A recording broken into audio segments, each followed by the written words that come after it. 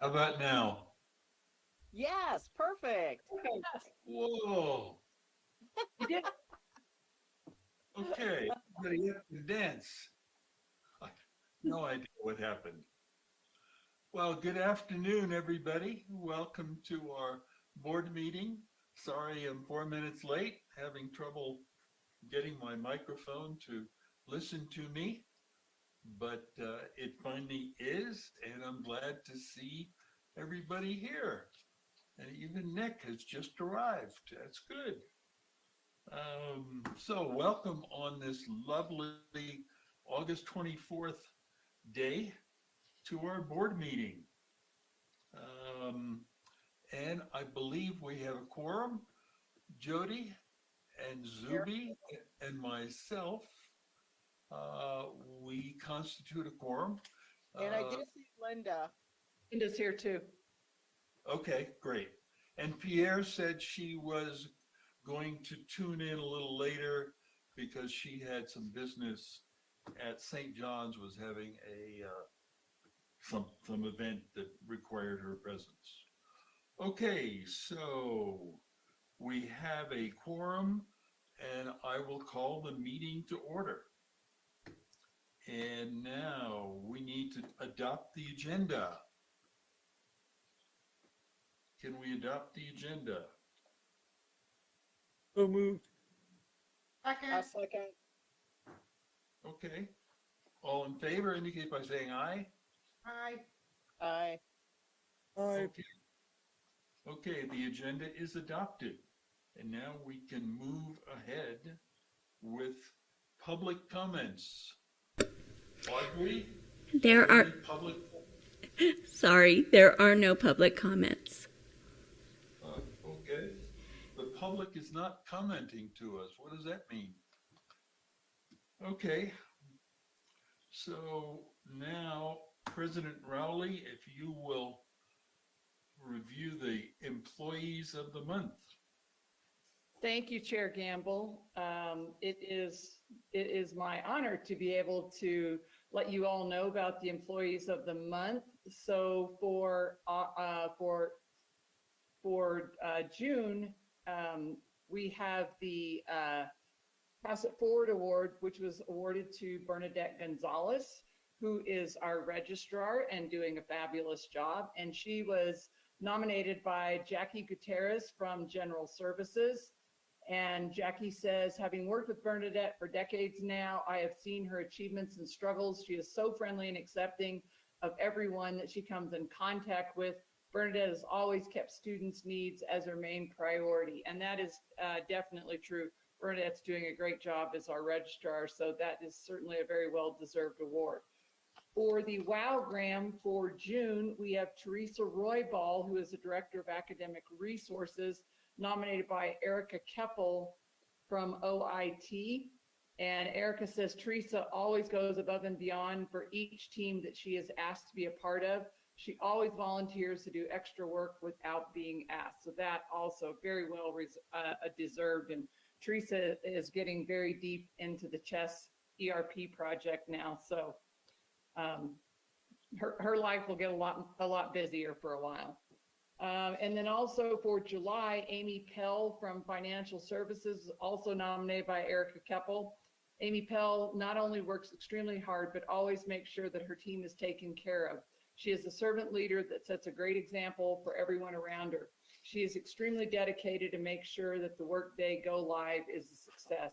Also very well deserved. Amy Pell has been the finance lead for the entire project since the beginning, and I'm not really sure what we would do without her. So congratulations to all of the award recipients.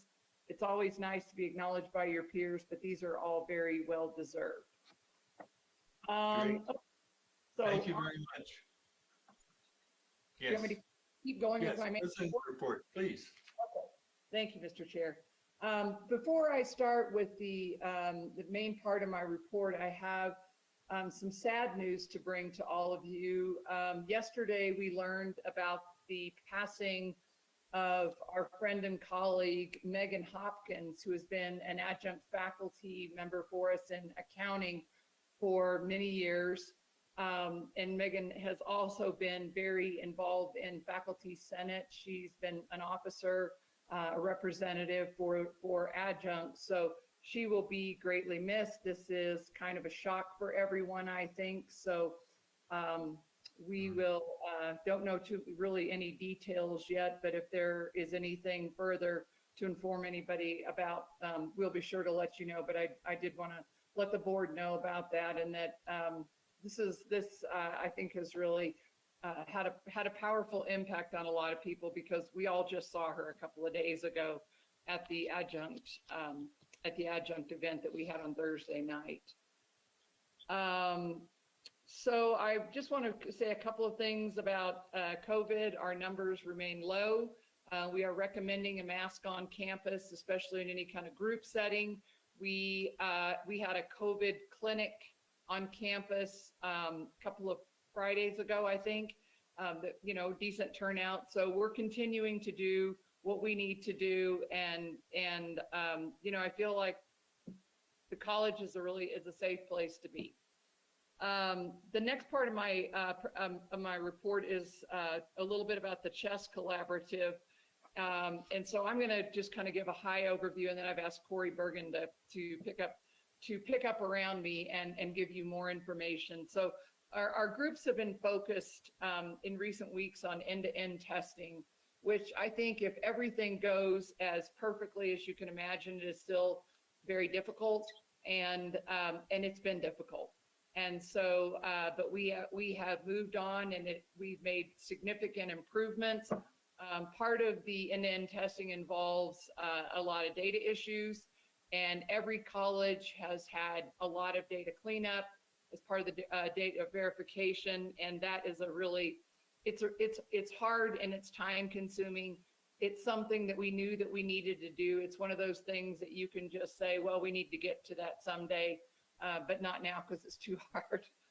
But we're forced to do it now. And so every college in the project is kind of struggling with this. We being Chess has hired a training officer, and we have also hired a payroll director.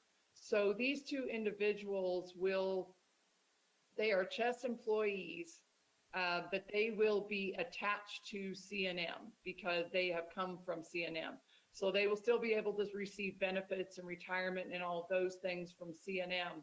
But we have an MOU with CNM, and any college that ends up providing, being any employee from a college who ends up working for Chess, if there are likely to be more, we'll have the option to stay attached to the college for benefits and for retirement, because we certainly, don't want anyone to do without that.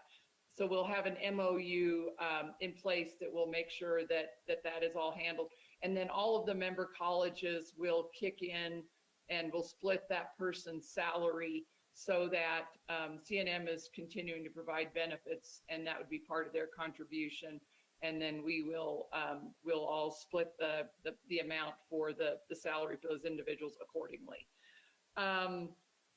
Right now, there have been constant adjustments, everybody continuing to get used to working with each other. It's really hard to keep all of the colleges in the project kind of moving ahead with the same speed, the same dedication to the project. This is a really busy time of the semester for everybody anyway. And then to say, okay, but you got to make Chess your priority, has been difficult for some colleges. And I think we've done amazingly well at keeping on our time schedule, but I think we're at a little bit of a critical juncture where we're going to have to really kind of change the way we're doing a few things to not get behind. And so with that, I'll stop and let Corey add and talk about anything that she thinks that you all need to know, because Corey is really, directing the project from the project level too, as well as being our representative from Santa Fe Community College. So I'll just add a couple things. Just so you know, part of that end-to-end testing that Becky mentioned is really going through and testing every single process that you can imagine that we do. And so just to brag a little bit about the team, there are 3,658 different scenarios, and at the moment, we've passed 54% of those. I don't have that number. I'd have to do the math, but it's over 1,900 scenarios have been tested and passed. We do have a few that have failed, and so what that means is they go back to the drawing board with those processes, they make the adjustments they need or put in change requests as required, and then those go back to the team to retest. So it's an awful lot of work. We are a little bit behind, but they had built in some extra time into the schedule.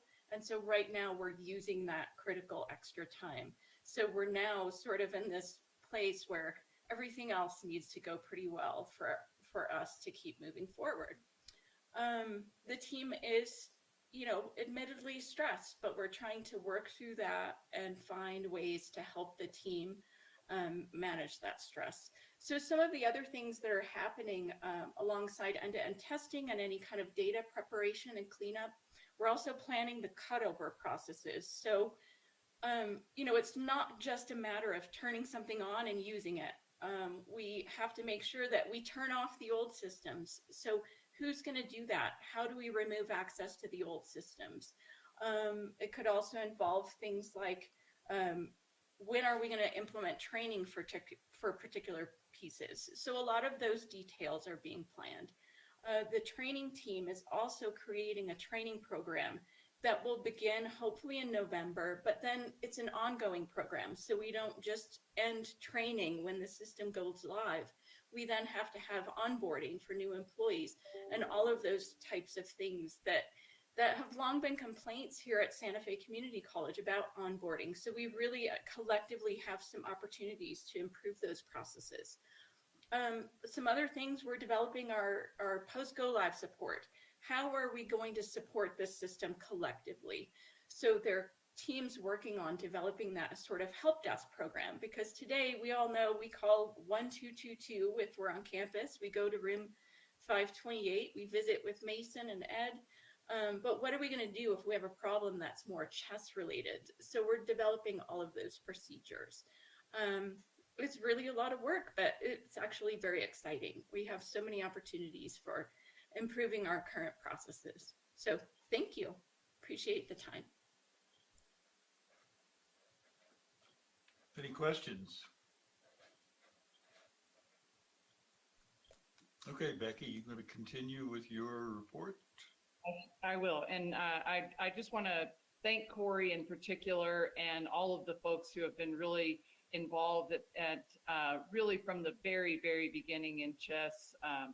Yash, Nikki Watson, who is the change management person, Laura Mulry is our communications person, Amy Pell, as I said, who has been doing handling finance. We've had the entire HR staff has been really working hard on this. So again, thank you all for what you're doing. Under student engagement, we have some kind of exciting things to report. The 3 student teams from the algae program are finalists in the National Algae Prize competition from the Bioenergy Technologies Office at the U.S. Department of Energy's Office of Energy Efficiency and Renewable Energy. Also, so congratulations to our students in that endeavor. Santa Fe Community College will receive $1.35 million of the state's allocation of the $15 million to the nursing expansion program. You'll hear more about that, I believe, in Laura White's report, but we are really thrilled to receive that funding. That funding will largely be spent for upgrading our simulation laboratory so that we can accept more students by having more students using simulation for clinical placement at different phases of their nursing education. We had 8 students graduate from the massage therapy program. The numbers in that program were reduced during COVID, but I understand now that they are full for the fall semester with 16 or 18 students, and that they actually have a waiting list. So I think that is very good news. 13 students graduated with a medical assisting certificate. 12 students received pins for a certificate in dental assisting. and 2 for a certificate in advanced dental assisting skills, 3 students for AAS degrees in dental health, and 14 for a certificate of completion and expanded functions. And again, that program, I believe their fall cohort is full, so that again is really good news. Creative writing alumni Irene Edwards' story, 3 Miracles, was published in the spring 2022 issue of the Yellow Medicine Review. The Stowe Story Lab screenwriting training selected film program student Daniel Peasley as one of 10 chosen for the first New Voices New Mexico screenwriting training program for emerging New Mexican screenwriters. The film program student Rob Toad has earned numerous international awards for his films Funny You Should Say That and The Glass, both from 2022. And he is the theater director and drama teacher at Capitol High School. 7 students who went through the February-March ProTech production assistant program were hired to work on the film Cursed. You'll recall that this is the program that we're offering through the non-credit arm, and a lot of this work is offered in conjunction with the Higher Education Center, where students have short-term training, generally non-credit, and then at the end of that non-credit program, they are generally connected with the job. So in this case, the film production crews around the state are picking up our students pretty quickly. But it's a much more concise way to be able to become a PA instead of going through a longer term training program, unless that's what you want. The bookstore and coffee shop have reopened in the campus center. The bookstore is operated by Barnes and Noble and has textbooks, supplies, clothing, snacks, and things like that. The coffee shop is operated by the Santa Fe Coffee Bar and features a variety of hot and cold drinks. They're kind of just getting off the ground. They had kind of a slow start at the interim. I was actually pleased that they started during the interim. A lot of food services completely shut down during the interim, but they're trying to kind of get a rhythm, figure out what our rhythm is, and kind of go from there. So we're excited to have that first step in bringing food services to the campus. Santa Fe Community College is one of 7 colleges to participate in Generation Hope's Family U Technical Assistance Program. Through Family U, Generation Hope partners with colleges and universities across the program to increase the number of parenting students who complete their programs and graduate. And this is sponsored by the Annie E. Casey Foundation. You'll notice, when we get to our strategic plan, but one of the things that we really are trying to focus on, and the Early Childhood Center of Excellence is taking the helm on this under the direction of Catherine Allred, and that is to really focus on student parents and providing resources for student parents, providing support for student parents so that they are able to complete their degrees and certificates without childcare issues being something that has to derail their progress. The Early Childhood Education and Care Department awarded SFCC a New Mexico Early Childhood Educator Student Success Grant. The Federal Coronavirus Response and Relief Supplemental Appropriation Grant Act made these funds possible. And what they do, it provides student success stipends of up to $2,000 for eligible full and part-time students after the successful completion of the academic term. And those who already have a bachelor's degree can qualify for the stipend by enrolling in the alternative licensure program. So again, the ECED department is really trying to provide as much assistance as possible, direct aid to students, but also aid to our program so that we're able to add more people and focus on new initiatives.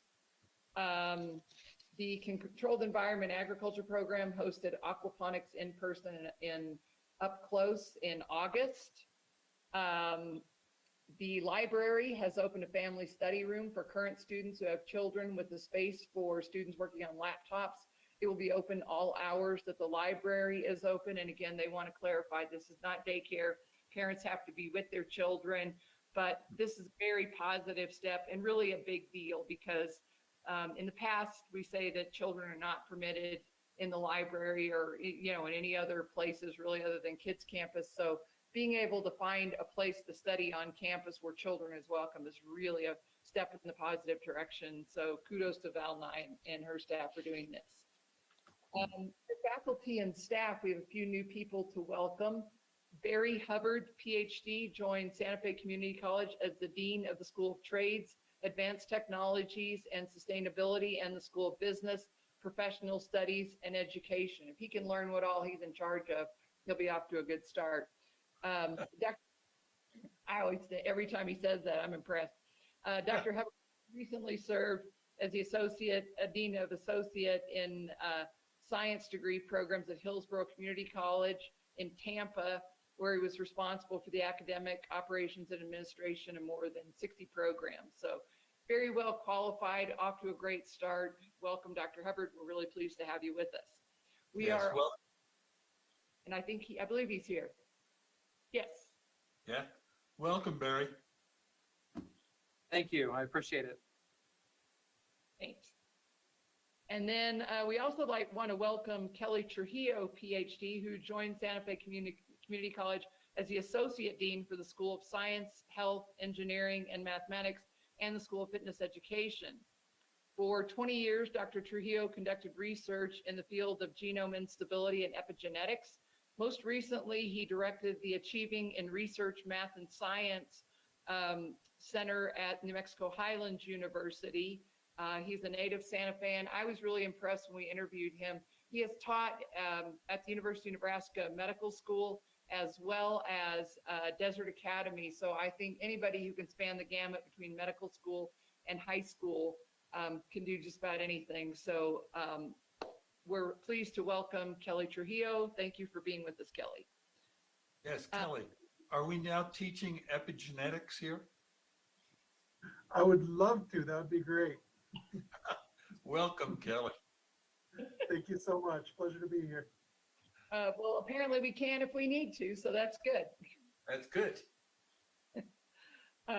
Photography program head Will Wilson will moderate scholar lectures during the Review Santa Fe Photo Symposium at Santa Fe Center in November.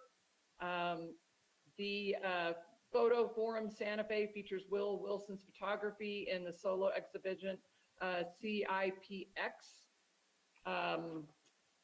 So lots of great work from our faculty over the summer and moving into the fall. So I will, give you updates on those as we allow faculty to present individually a little bit more on their work to keep you all up to date with what's going on. We did have our convocation, I guess that was last week on August the 11th on Thursday to kick off the new semester. And we had a hybrid event that we had about, I would say it was about half and half. We had a little over 100 people in the room and a little over 100 people online. And we had a few glitches at the beginning with our technology. The Hemis rooms is an interesting challenge apparently when it comes to technology, but that seems to be worked out now. So, we're moving ahead.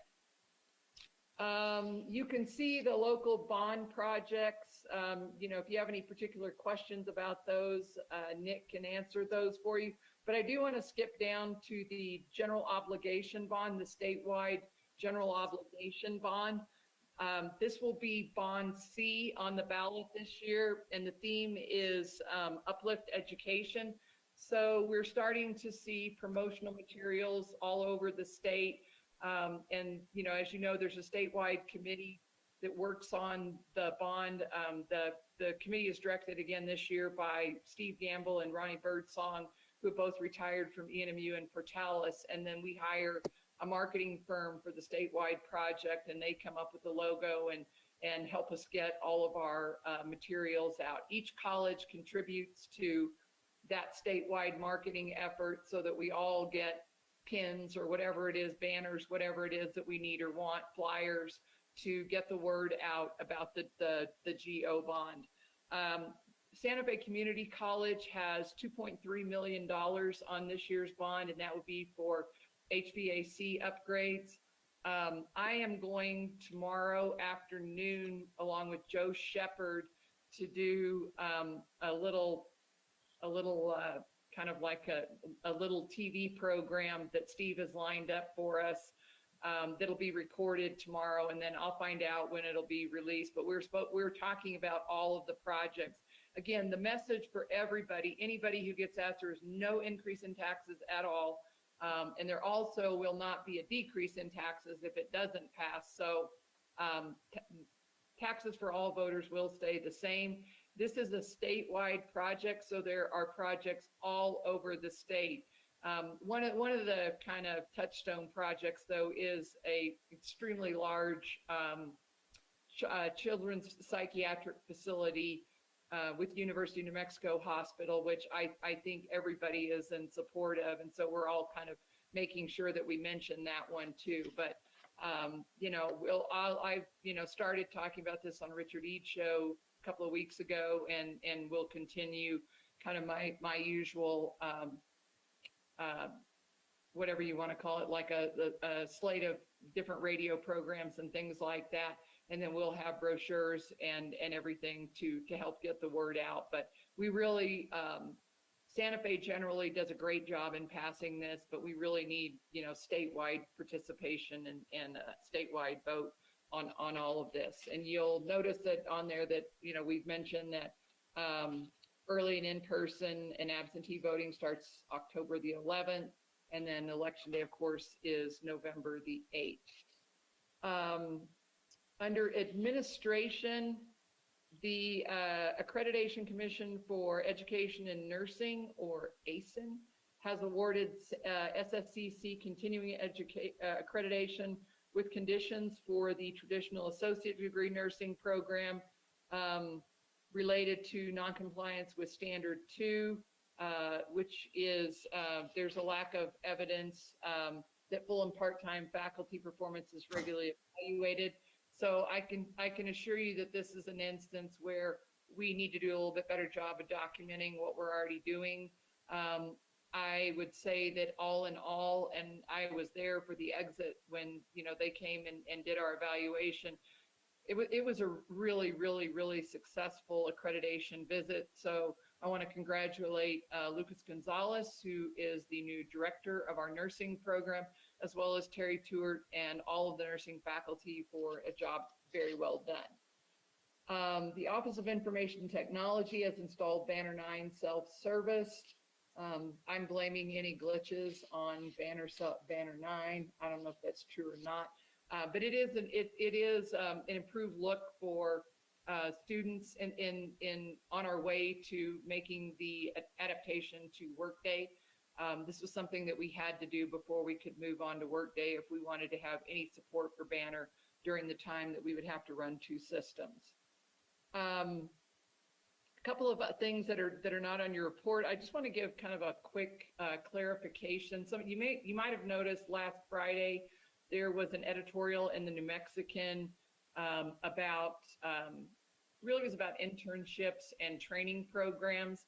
And I just want to clarify that Santa Fe Community College has developed a new training program in hospitality that does include internships.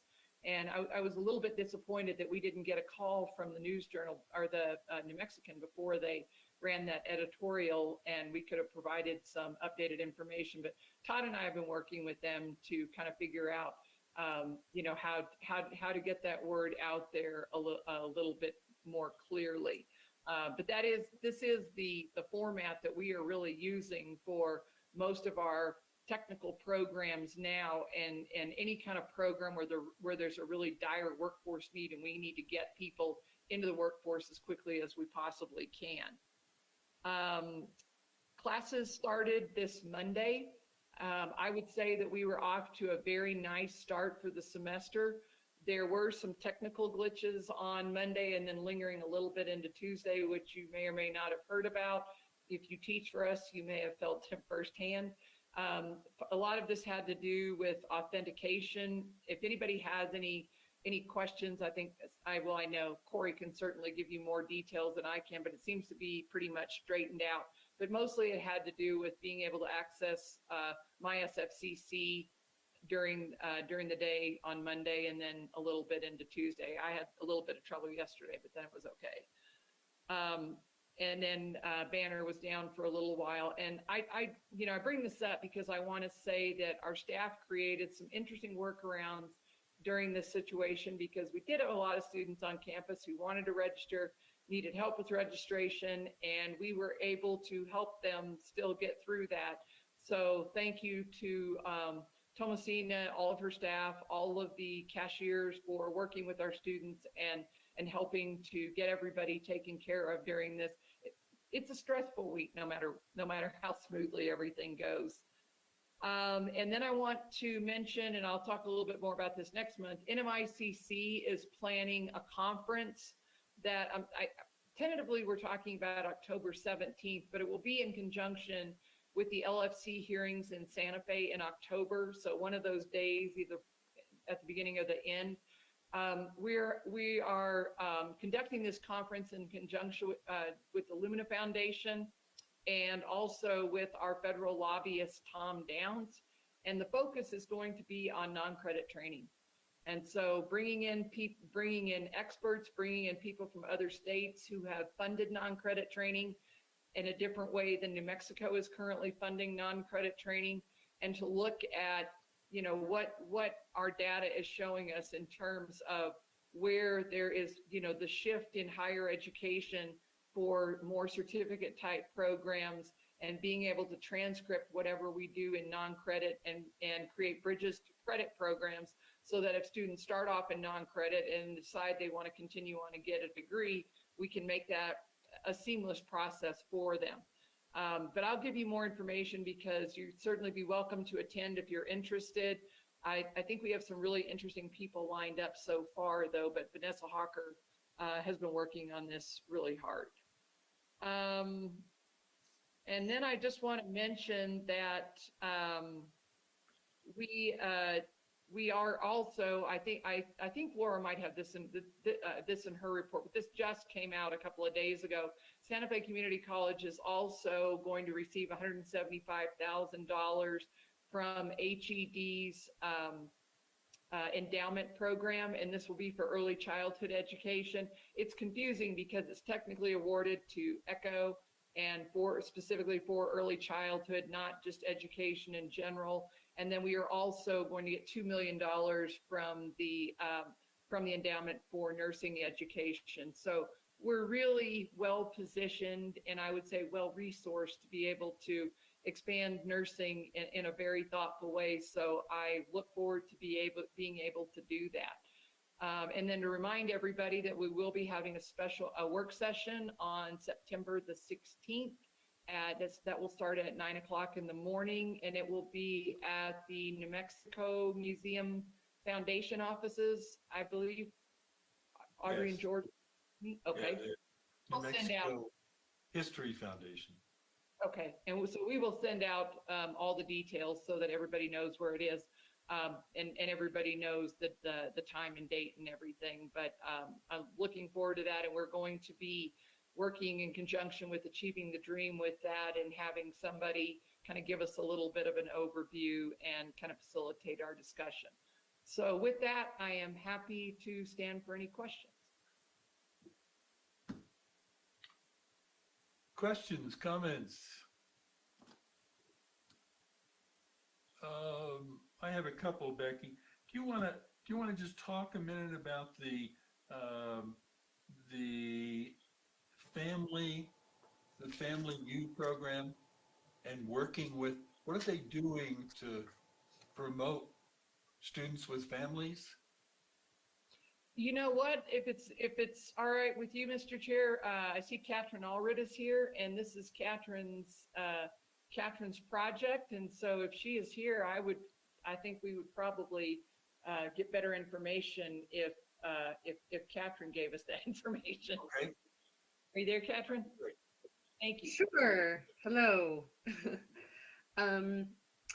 So Generation Hope has a long history of working with student parents.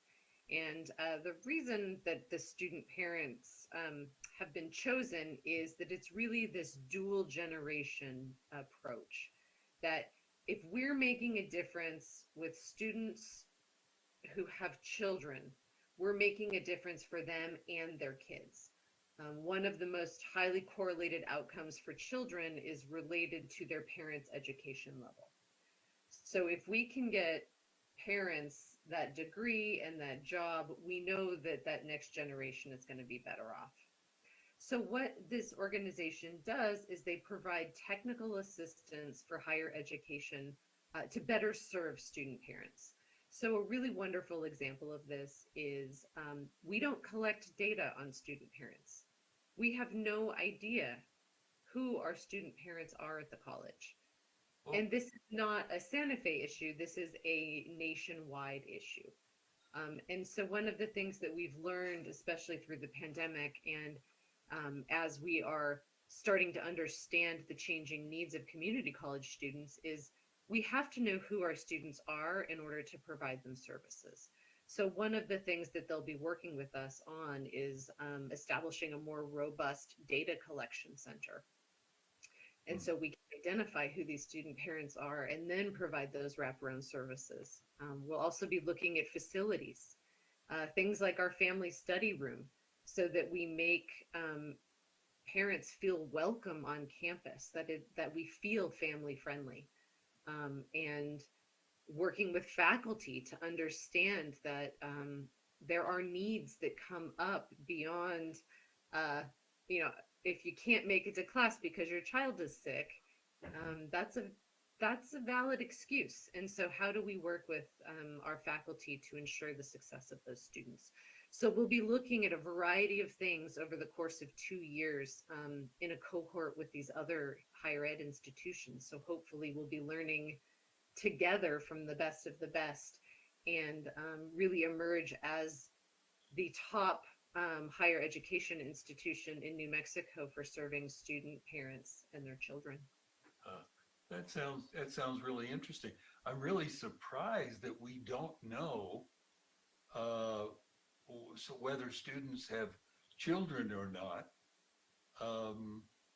And I commend the effort, and I would hope that and I suppose there's going to be some kind of survey. I hope that survey is going to be comprehensive to learn a lot about students. I mean, for example, things like work outside of school as well, and students who are perhaps taking care of a different family member in other words, other than having a child.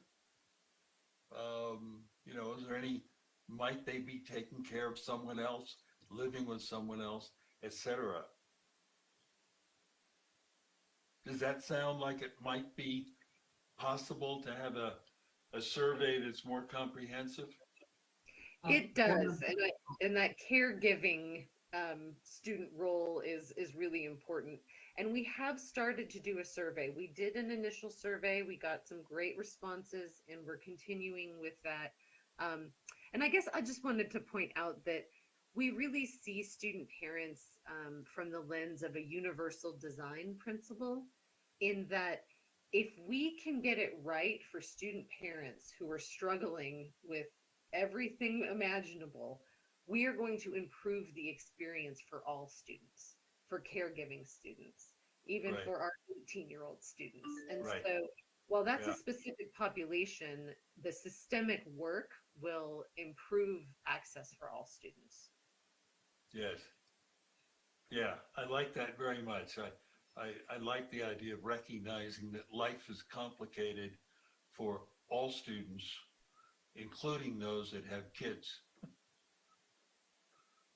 Yeah, and for us to know more about that so we can address that. That's wonderful.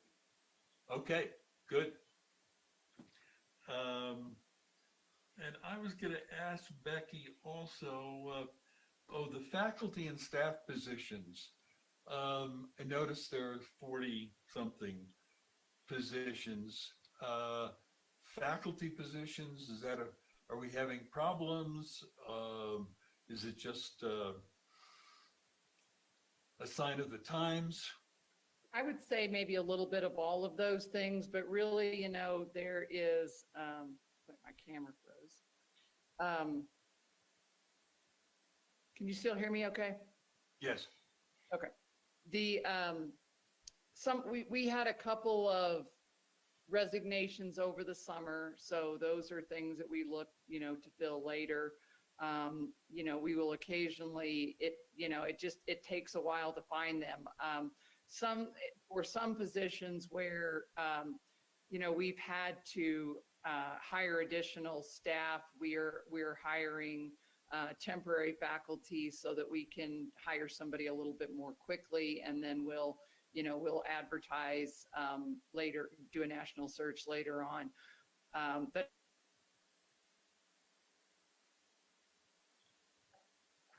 Okay, we lost you. If I could just jump in from where President Rowley left off. Yes. I was talking to our colleagues today. This is Yash Morimoto. And they said they have about 20%. When I talked to CNM, they said they had about 20% vacancy rating. Wow. So right now, that is something that all institutions of higher education is facing for sure. Right. And we've put in several practices to try to improve and expedite that process. And are there any things we can do about that? Yeah. So are the vacancies positions that we've put out, we're looking for people and people are just not applying, or are we just holding positions vacant? It's both, right? In some cases, we're saying that we need to change our resources and our organizational structures. In that case, we're holding it vacant. In other cases, we're having a difficult time recruiting. In other cases, we're holding off for a year because we want to make sure we hire new people at the beginning of the fall semester rather than spring semester. So I think it's fair to say it's a mix of everything, Board Member Wilson. Right. I guess if we're restructuring in ways that we're reallocating resources, I'd like that to come before the board, so that we're aware of things like that, at least. It's not necessarily like a restructure. Perhaps I misspoke there. Not necessarily restructuring in terms of organizationally, but we might move positions within, or it's not like something major necessarily that we're doing. Okay. Any other comments, questions? Becky, are you Yes, back? on that. Yes, on that topic, I'm sorry, Chair Gamble. This is Cheryl Sensabaugh, Chair Yes, of please. Faculty Senate. And I would just like to mention at this moment in the discussion that Faculty Senate is very interested in collaborating to do what we can to fill the vacant faculty positions. I would stress to all board members that this is an extremely challenging time to be a faculty member at any institution. I'm sure you're aware of national trends in this area with understaffing and mass exoduses from educational institutions. I recognize that this is not just at SFCC.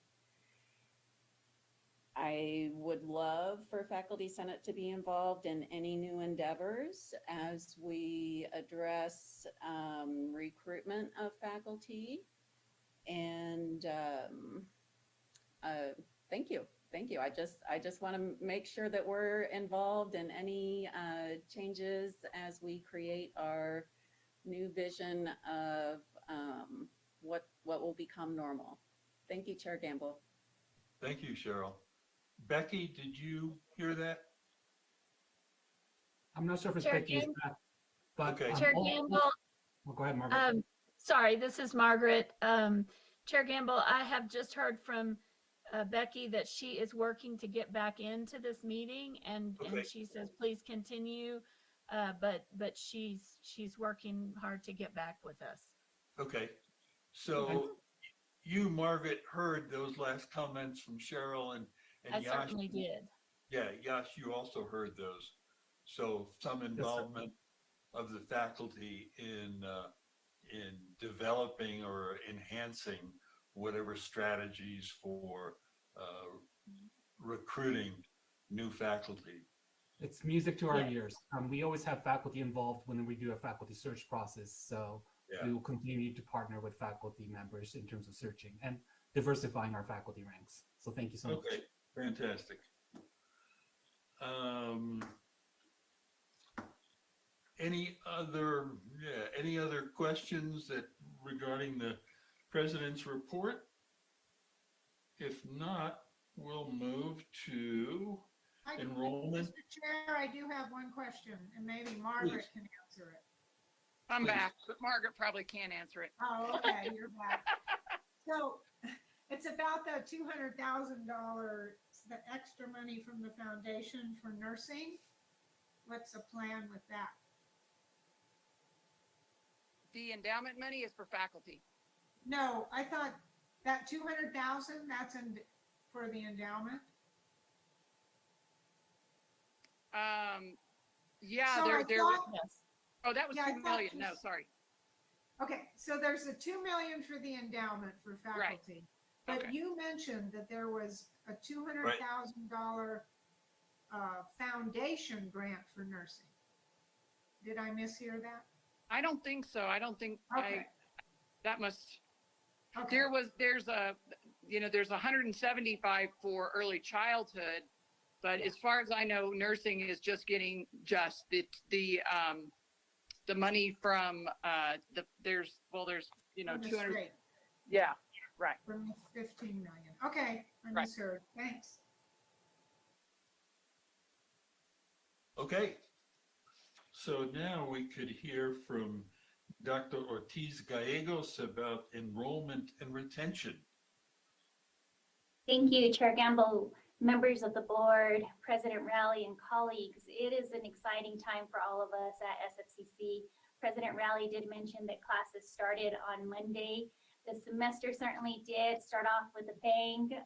There were a couple of technical hiccups along the way, but kudos to all of SFCC, all of our team in student affairs, and everyone across campus for just jumping in. OIT was incredible with their response time. And I bring that up because it probably did have a little bit to do with some of our enrollments, and it certainly did have an issue to do with me getting the report out to you just this morning. I wanted to make sure that you all got up-to-date information from this morning.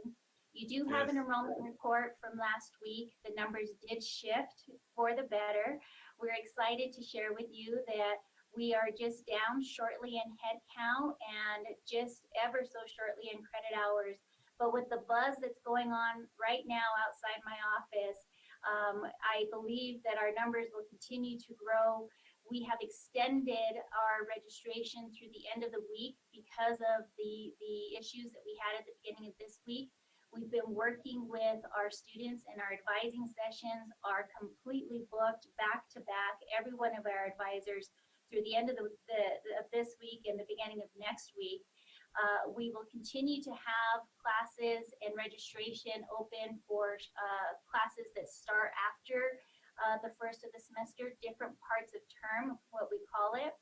But I also want to just take a step back and say thank you to our campus for their efforts in assisting with our in-person orientation. It was the first time that we've had in-person orientation in 3 years, and the first time that we've had multiple orientations. And so kudos to all of our team. The effort was led by our Director of Academic Advising, Holly, and Marcos Mays, who definitely helped us all the way through, and it certainly did help us shine like the superstars that we are at SFCC. Marcos, I know we'll talk to you a little bit more about dual credit and what the plans are for the next coming weeks, but I definitely will be available if you all have any questions regarding any specific issues regarding student enrollment at SFCC for the fall term. Marcos? Thank you very much, Thomasina. Chair Gamble, members of the board, and President Rowley.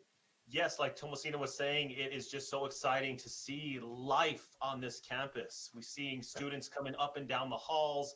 They're coming into our offices again. It's starting to feel like pre-pandemic times, and it's an incredible, incredible feeling. So hopefully that's a sign of things to come. Also, on the dual credit side, we are seeing some promising numbers. as of right now, and we have not yet even started with the registration of the dual credit cohort classes, i.e. the dual credit classes that are taught on the high school campuses. We already have over 460 registered dual credit students, and these are just dual credit students that are taking classes at SFCC, regularly scheduled classes, whether they're in person or online. So again, we haven't even touched on registering these students for their in high school classes. So we are expecting some very big things by the next time that we are presenting on dual credit. And why is that exciting? Obviously, it's always good because they help our overall enrollment numbers, and it gives these students the good opportunity to get introduced to college. And the more of these students that we can introduce to SFCC, the better the opportunity that we can get them to successfully matriculate to Santa Fe Community College. So again, 460, not a bad place to be. Very, very excited about that, and looking forward to presenting to you more in September when we have the vast majority of those cohort classes registered. Chair Gamble. Yes. Marcos, tell us more about how come, why? I mean, I know that you have been hounding these students day and night. You probably go to their homes and knock on their doors. But, how, what's the interest? Is this, it's in part a continuing interest because it's not new, but are you doing something new or different? You're dressing differently, or? Thank you very much for your question, Chair Gamble, members of the board, President Rowley. We are doing a little bit of tweaking with our Santa Fe Public School partners. So the vast majority over the past 3 years, I want to say now, of our Santa Fe Public School, and we work with 21 different other partner high schools, or total partner high schools, Santa Fe Public Schools being about 5 of those high schools. But the vast majority of their dual credit enrollment has been typically cohort classes, i.e. those classes taught at their respective campuses. What we decided to do this semester, or right before the semester, was the entire recruitment and dual credit team decided to do what we're called a dual credit blitz. And that was working with Santa Fe Public Schools, with their leadership and their principals, to see if we could have one person from the office stationed at all of the major high schools all day. And the whole purpose of that was to see if we could beef up our SFPS dual credit enrollment, not just with the cohort classes that we'll be registering them for here very soon, but our regularly scheduled classes. Well, Chair Gamble, members of the board, and President Rowley, we did this effort last week. We did it Tuesday, Wednesday, and Thursday of last week. It was a last-second push, and we had the full support of the superintendent's office. We had, and I'm not exaggerating, we had about 12 total SFPS registered students as of Tuesday of last week for dual credit. And they're a big partner, and we were really concerned about that number. When we did the dual credit blitz, I just checked the numbers, we have over 85 registered SFPS students. And I think all of that, all the hard work from our folks and the trust and faith put into us by the SFPS partners, I'm just blown away by that. And that is one of the significant reasons why we're seeing such strong numbers so early on. That, and I do wear ties when I go to the high schools, Chair Gamble. That's great.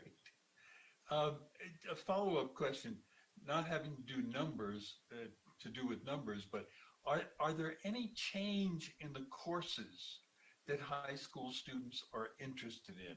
Or does it continue to be a kind of a cafeteria mix? Great question, Chair Gamble, members of the board, and President Rowley.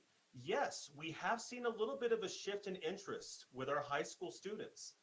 We're starting to see, obviously, film and media arts are very popular classes for our dual credit students, especially for students who are still thinking about what they want to do in college. And for a lot of them, those film and media arts classes are a great introduction into dual credit. And another great thing about those film and media arts classes is that those introductory level classes do not have prerequisites. So that is a really good starting place for a lot of our students. But we're also seeing interest in more interest in our trades. Welding is a perfect example of this, where unfortunately we just don't have enough space and classes to be able to have all of our dual credit students take a welding class, for example. We put as many in there as we possibly can. Medical pathways are still very popular, but also one thing that we're starting to see now are entrepreneur classes. We have, for the first time ever, are offering 2 entrepreneur classes at Capitol High School, and that's because of the demand of the students. There's a business pathway that's at Capitol High School, and they were really pushing to get some of those classes, SFCC classes, on their campus. So yes, while we're still seeing some of the usual classes that students are signing up for, there are definitely new and exciting opportunities for our dual credit students. Chair Gamble. Yeah, thank you. That's interesting. Yeah. Any other comments or questions for Tomasino or Marcos? I guess, Tomasino, I was going to address a general question, sort of just a repeat of the question regarding dual credit. For other than numbers, are we seeing any shift in the kind of courses or programs that students are registering for? Thank you for the question, Chair Gamble and members of the board and President Rowley. We're excited to learn that we have a significant number of students who are degree seeking. And as they come in and they visit and they work with the advisors, they really are focused on completing an associate's degree certificate, but primarily we've been hearing a lot more about associate degrees. We haven't seen any significant change just yet, and we'll definitely review the data once things kind of settle a little bit. But we have noticed a continuance of them wanting to complete their general education courses, the availability during the different modalities that we offer, and they're excited for that. But we're hearing a lot more from our traditional students of wanting to be in the classroom. And part of that is due to the fact that they had a couple of years online, and they definitely want to get back to an in-classroom type of experience. And so I'm happy to say that we've been able to offer that to our students. And just on a side note, we've had a handful of students who I know that we've been meeting with who had plans on maybe going to a 4-year institution, and things just didn't pan out the way that they had expected.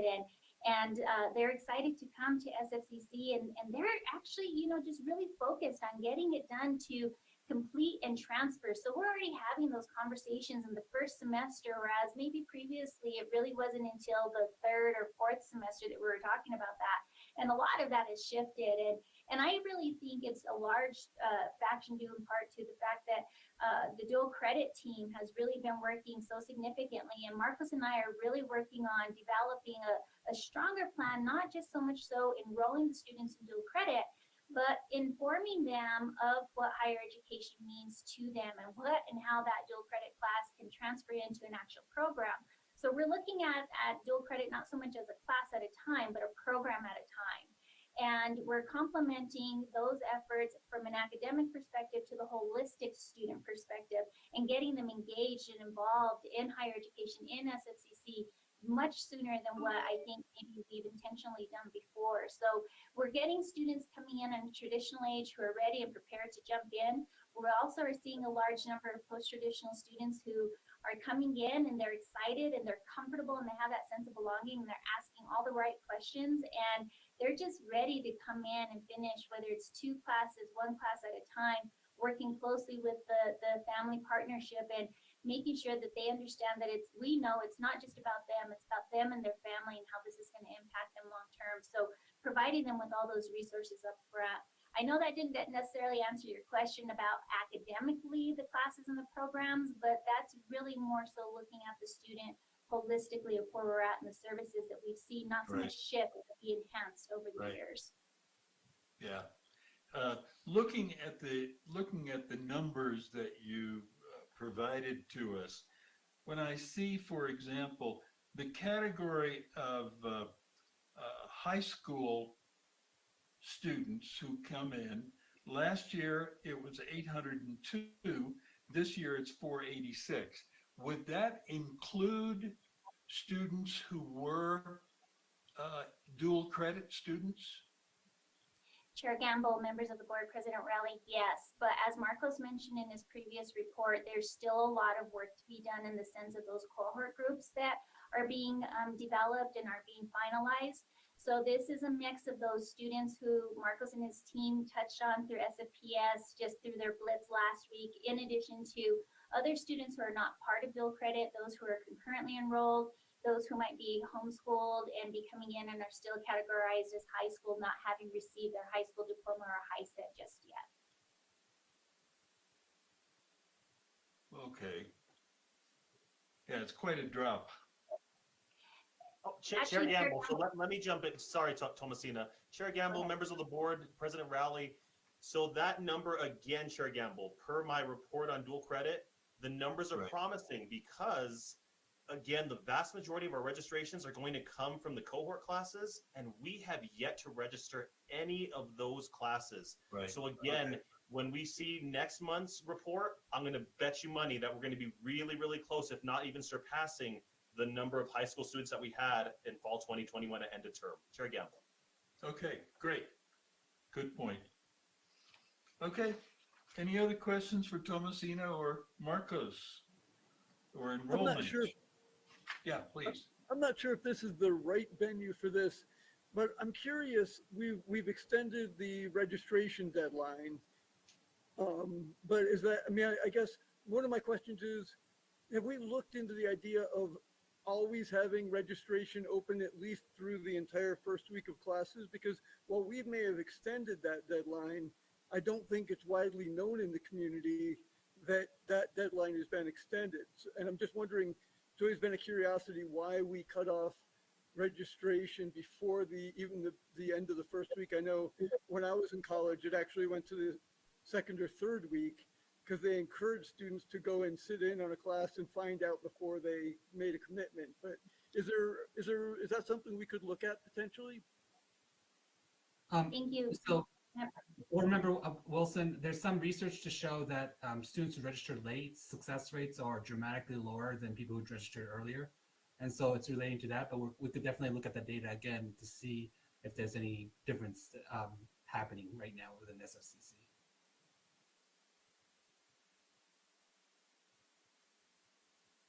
Okay.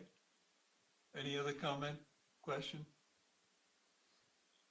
Chair not- Gamble, this is Jody. I just wanted to say good job, you guys. And I know it's hard, especially coming out of COVID. So good job.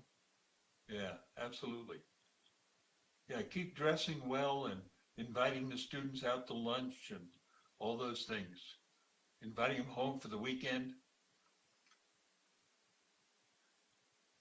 Yeah, it's a challenging time, no question. And, you know, I'm constantly, whenever I read or see anything about the changes in the country, not simply here, but in the country, about what people are going through and the changes in their lives. And there are lots of things going on, many of which are not entirely understood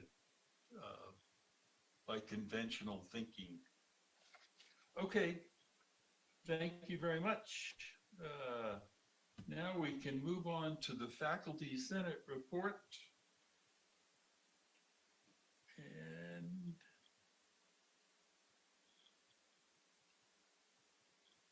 do we have a faculty? Yes, Cheryl. Hello, Chair Gamble. Thank you. Yes, this is my first governing board meeting. I'm very happy to be here and to be a part of SFCC at this level. I was recently elected as faculty senate chair, so I'm moving into this position this semester. As Dr. Rowley mentioned, I would like to take a couple of minutes here at the beginning of my report in memoriam of Margaret Hopkins. Her passing was quite sudden. She was a longtime colleague and adjunct representative of the faculty, of adjunct faculty. So please understand there is a real palpable sense of shock right now, especially today. I sent an announcement to all faculty this morning about 7:30. I'm getting lots of notes about the shock. So that is real. Of course, we're navigating forward as we're grieving. Her own candidate biography for this election cycle offers the best eulogy on behalf of all faculty. I think it also gives some insight into the scope of the loss, the real loss that faculty are experiencing. If you'll indulge me, I'd like to read her brief biography. Please. Yes, please. These are Megan's words, especially more powerful today. I've been teaching accounting and business at SFCC and working as a tutor at the SFCC Tutoring Center for 10 years. Originally from New Orleans, I have lived in northern New Mexico for over 25 years.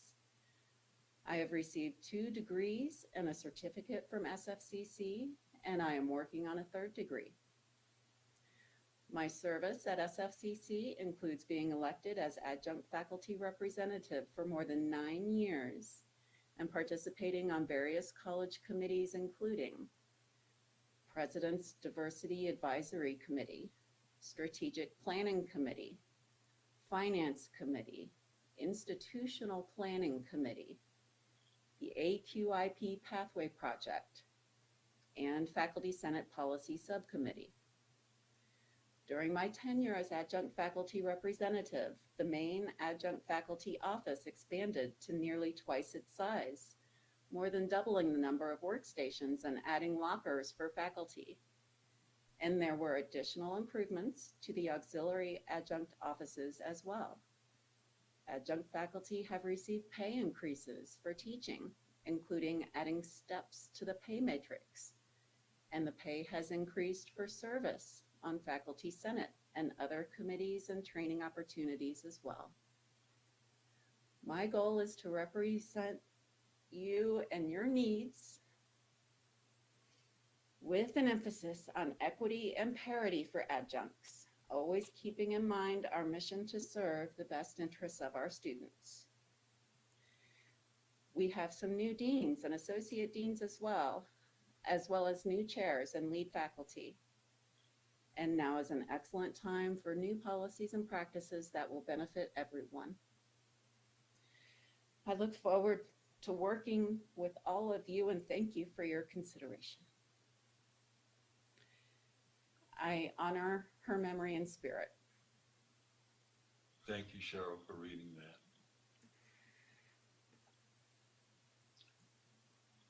I appreciate your thoughts being with Megan and all those around her at this time. To continue my report, I do want to provide some formal background of myself. I was formally trained as a biochemist and science education researcher. I was a returning student before I achieved that.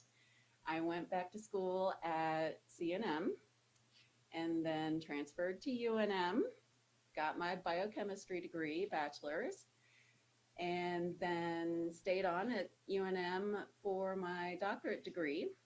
And that was in biomedical sciences, but I was the first graduate student in that program to be studying science education.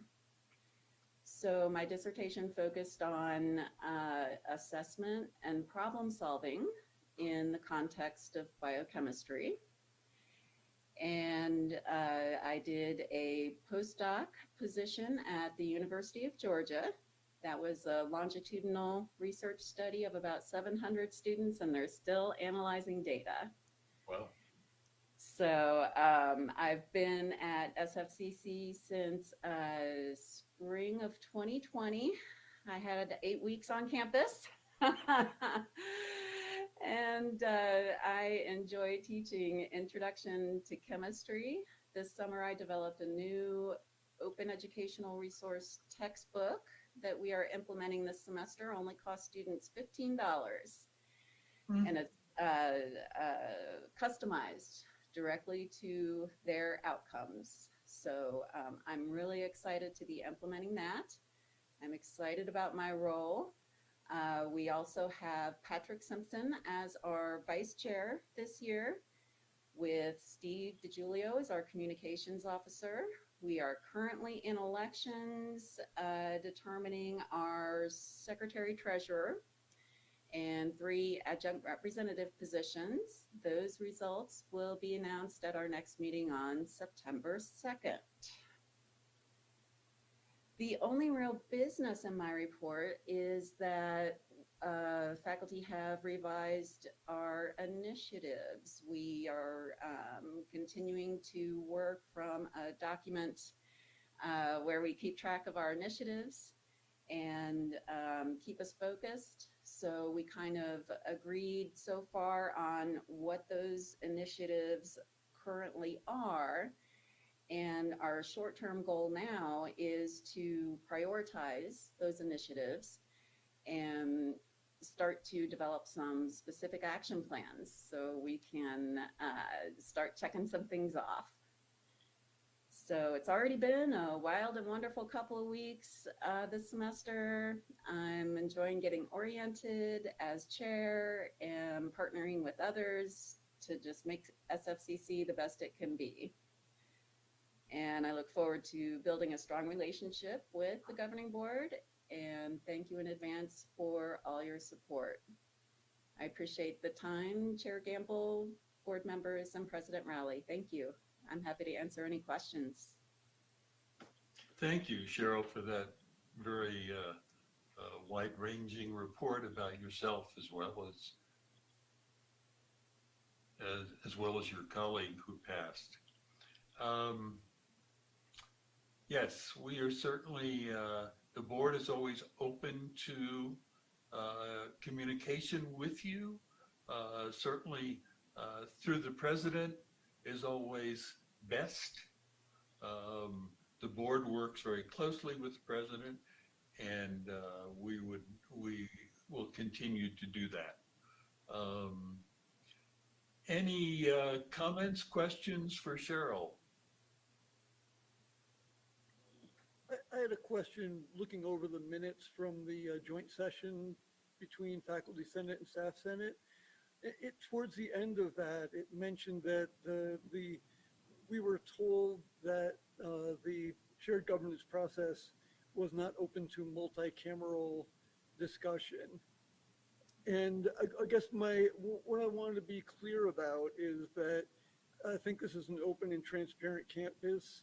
And if there's ever anything that you feel should be improved upon or changed, I think the president and certainly the board are open and would like to hear any suggestions, and then we could have those discussions. I hope you never feel that there's any part of campus operations that are not open to the input of the faculty or the staff or the students. Thank you, Zuby. I'm not sure exactly what the question was. If you wanted me to go into more detail on that issue, I do look forward. Shared governance is one of our priorities right now. So thank you for your assurance there. Can I provide more details? Did you? Sure. If there's more information you had, I mean, other than what was in the minutes, yeah. Really, we don't know what to do yet. We have so that comment, I believe, stemmed from the fact that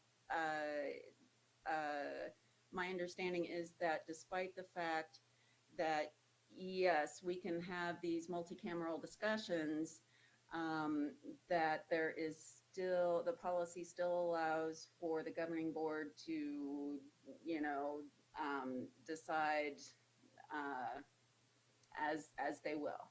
which, you know, it's there, and that's the way, you know, that's how it is, and that's fine. And we just haven't strategized yet to the point where we can make suggestions.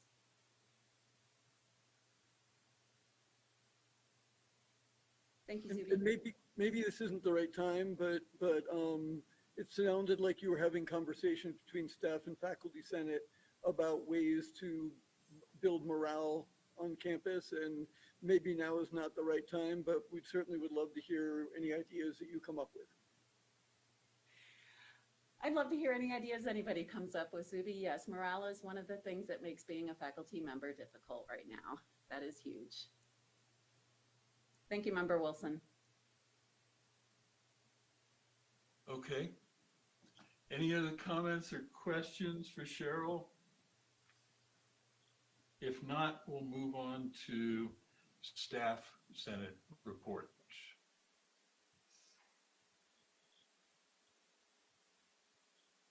And who will give that? And good afternoon, Chair Gamble, members of the board, President Rowley. I'm Robert Gutierrez. I'll be giving the staff senate report. Unfortunately, co-chair Chris Gettler is not able to be with us today, so I will be kind of flying solo here.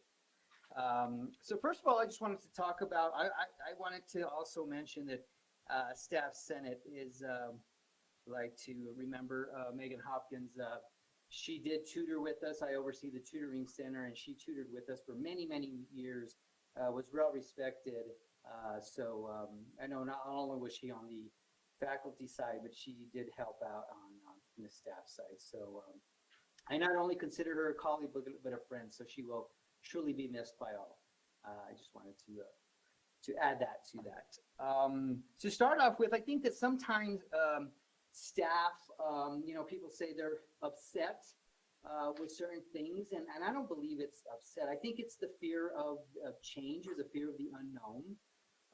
And I believe that what I've seen in our staff senate meetings is, once there's an explanation of why we're doing what we're doing, or why we're changing or moving in a certain direction, then I think it takes the focus away from the why and moves to focus on how. How does it affect the staff?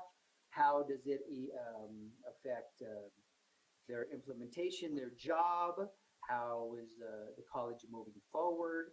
And I think staff really appreciates that. President Rowley, Vice President Peters, all the executive team, I believe, and I'm talking the consensus of staff, that they feel that they do a very, very good job of that in letting us know, and then we can move forward. So now, does everybody agree with everything? You know, that's human nature. They don't, but at least we can move forward. And then I think the transition is better. So with that said, I just want to give some updates. And again, this is because they do a great job of communicating the new things that are happening. Staff was very excited to hear about HR and the new people that are involved with our new director. She is awesome. They're reviewing the collaborative annual employee review, which is better known as CARE. And I apologize, I'm going to read some of this so I make sure I get this right. This form, they're changing this with an eye towards simplification and focus on employee development and growth. And staff was going, yay, we're excited. We're glad to do something different here. Please send ideas that they had. They've asked to send ideas to them. It was Vice President Morimoto, Executive Director Jane Huster. They were awesome, giving us the updates, being very open, answering all questions. They did say it's possible that a small task force would be formed to assist in the review, and that was very welcoming by staff. A draft procedure for the educational attainment policy was presented. We were to look over that, and we were to give back comments to Dr. Morimoto and Director Huster. HR is also working on reviewing the overall hiring process, which is very welcomed by all staff. It is possible that there will be a tiered approach. Some positions may not require a full search committee, which is another yay. It's also desirable to expand diversity representatives, which is another yay. They believe that everyone should have training in diversity when on a hiring committee. Again, they open to us to send our thoughts, our comments, our concerns for us that have been on hiring committees. And it was very welcome that Director Euster was very open and candid about the new staff. We welcomed them. We're excited. I think staff was like, "Yay, we're fully staffed now," and her comments were very well received by all staff members. Some other updates that we have are in our current climate, safety and security, and the Office of Student Affairs have made reporting an easier process. Forms for academic referrals, behavioral referrals, counseling referrals, and complaints and concerns are available, of course, on our My SFCC under the forms. All employees are encouraged to use these forms as needed. They asked us to not hesitate with any concerns. It's never a bother if you have a question or a concern to please reach out to them. One of the comments that was made by this committee was our community's goal is peace. Together we can help keep one another safe. So those are some really powerful things that was said on that. Also, those are the highlighted pieces that I think I wanted to talk about. Staff Senate continues to encourage all staff to be part of the Senate. We have a lot of new employees, whether they're brand new to the college or they're changing positions. And we continue to invite them for them to share their concerns, their experience, their ideas that we can work together with. We continue to reach out to them, so we hope that they would be part of Staff Senate. And with that, Chair Gamble, I will stand for any questions that anyone might have.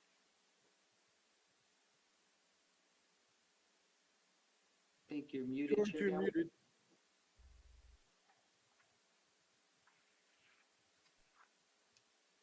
Sorry. Thank you very much, Robert. Questions or comments for Robert? Chair Gamble, this is Jody Pugh. I just have a comment. Robert, I just wanted to commend you. I agree with you. When I read the staff minutes, I think you do a really good job keeping everybody kind of up to date on what's happening on campus, what the upcoming deadlines are, where the resources are that they need. And so I have been impressed with your minutes. Thank you, Member Pugh. And you know what? A lot has to do with our leadership, and that comes from the top down. So again, we Staff Senate and all staff employees appreciate President Rowley, Vice President Peters, all the executive team in making sure that we are in the know, as to say, right? We appreciate that. So thank you, Board Member Pugh. Yeah, that's certainly a very helpful. Many of us don't fully understand everything that's going on around us, but it sure is helpful if we share with one another what we do know. That's great. Thank you very much, Robert. Thank you, Chair Gamble. Thank you, members of the board, President Rowley. Thank you. Hold on 1 second. I wanted to say, the same I said to Faculty Senate, hoping that you all feel very open to have communication with us, and any policy that you think needs betterment, we definitely want to hear about that. And also any ideas that you have for improved morale, we're absolutely would like to hear that. I got my question for you, is a question I've asked before.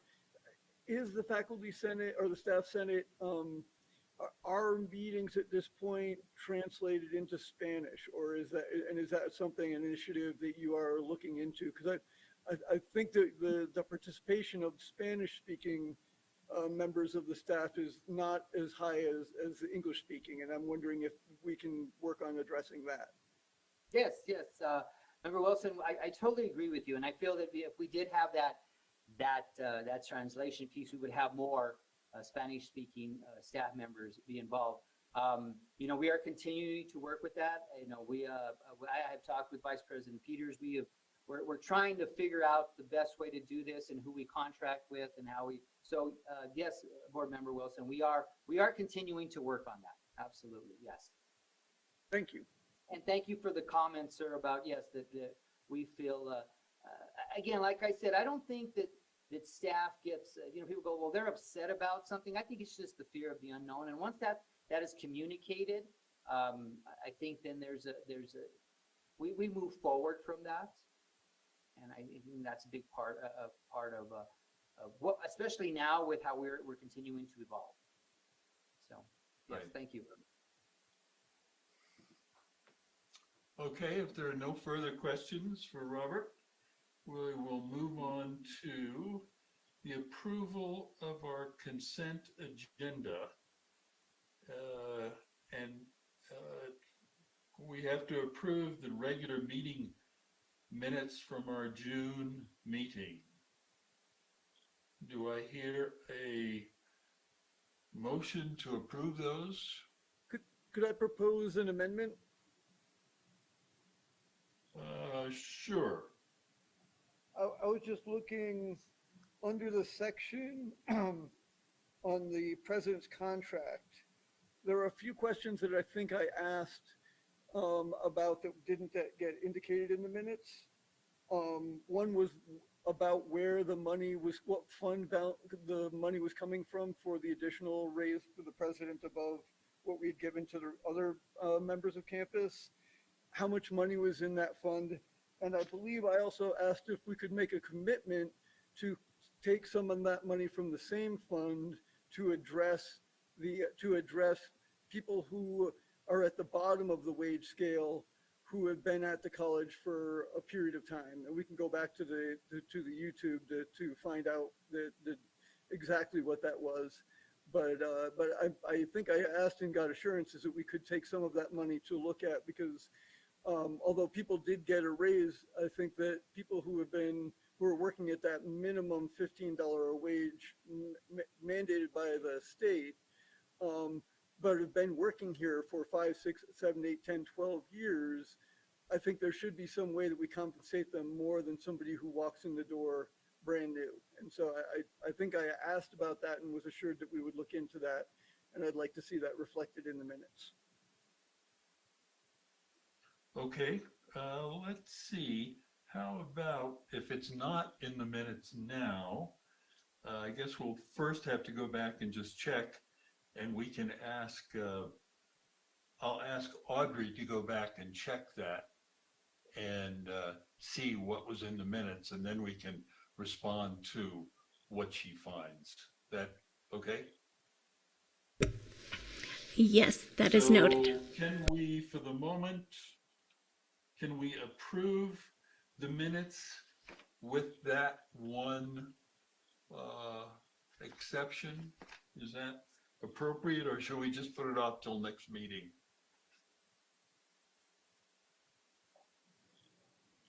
I'm okay either way, as long as we come back to it and look at that again. Okay, so let's go ahead and try and approve these minutes, and we'll come back to this after Audrey checks the recording from the last meeting. So moved. So do I? Okay. So moved. This is Cheryl. Yep.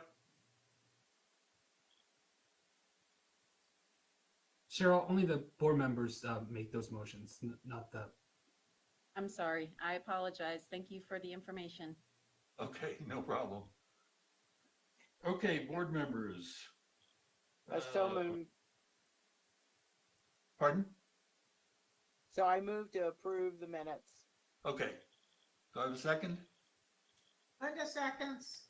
Second. All in favor indicate by saying aye. Aye. Aye. Okay, minutes are approved.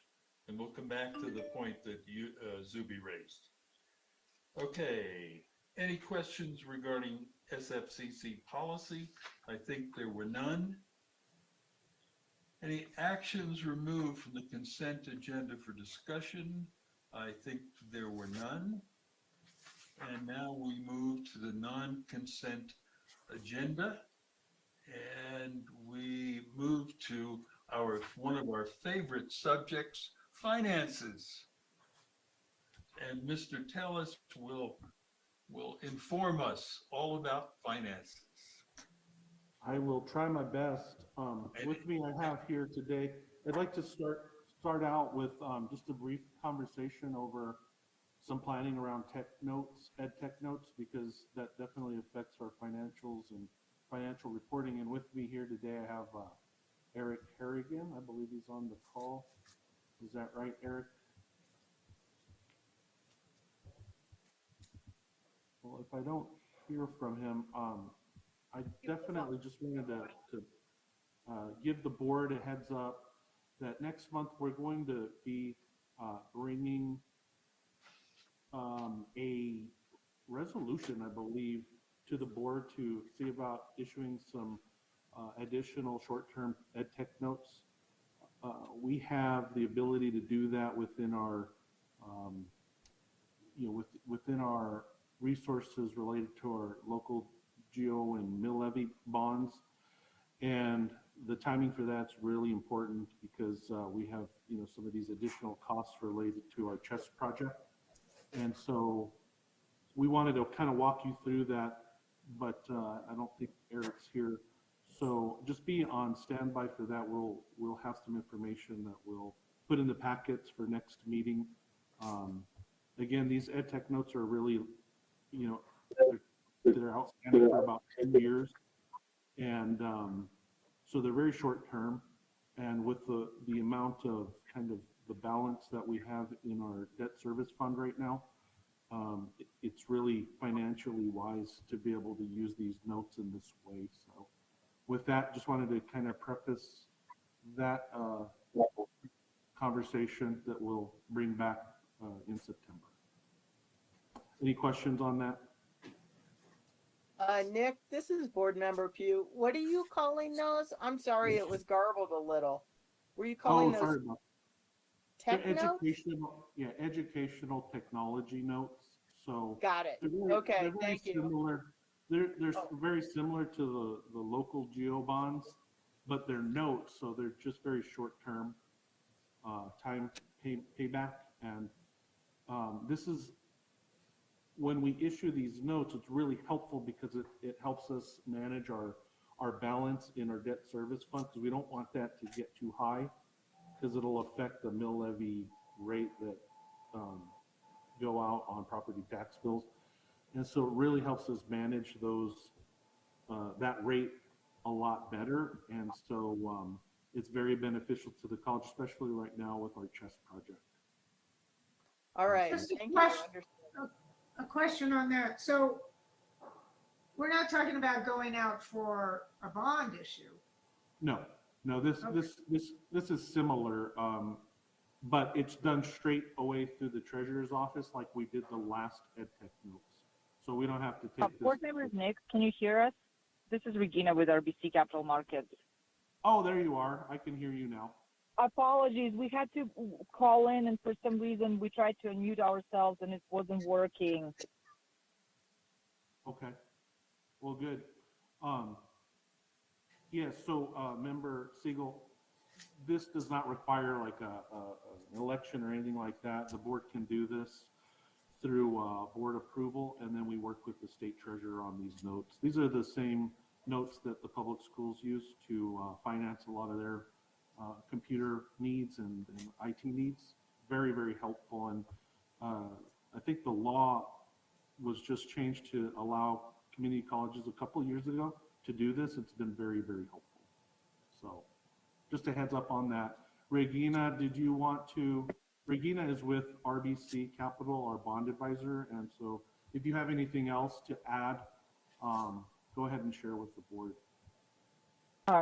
Chair, board members, good afternoon, everyone.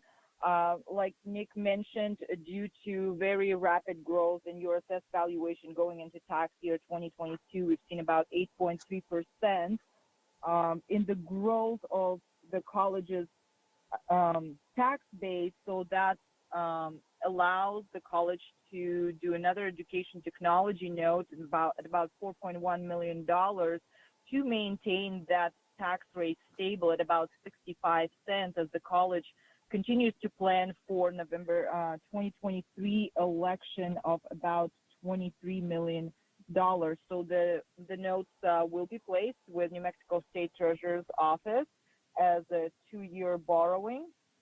And we are planning on pricing the loan at around September 7th with the funds available to the college beginning of November, and would be happy to stand for any additional questions you have on this upcoming financing or the college's plan of finance.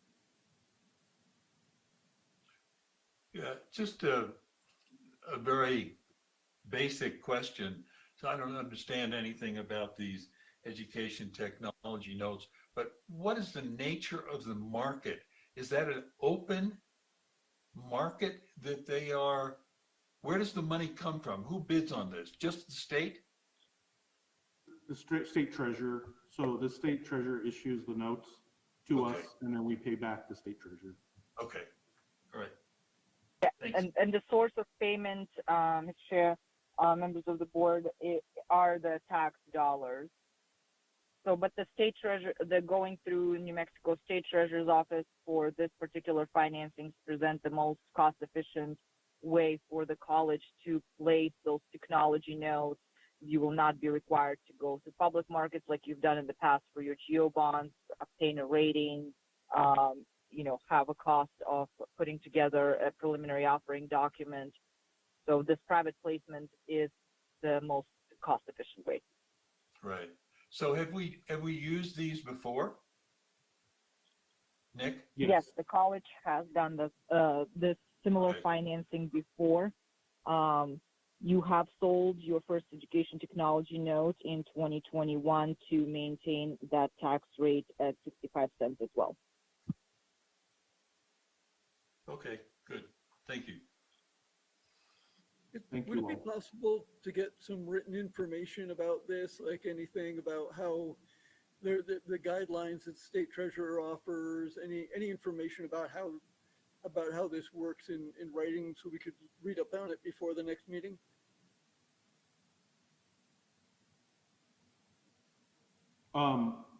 Yeah, I think we can figure out a way to do that without creating a rolling quote for them, but you'll definitely have it in your packets for next meeting. If we could get it before the packets, so just we can read it over, give a little more time to look into it. Okay. Great. All right. With that, that's it for Ed Tech notes. In terms of our financial report, what you have in front of you right now is the June report and July. And I'll just keep it really brief. The June report is the fiscal year ended, June 30th, 2022. And we're still in the process of closing the year. We've done quite a large portion of end of year close to true up the ending balances for last year, but a little ways to go still.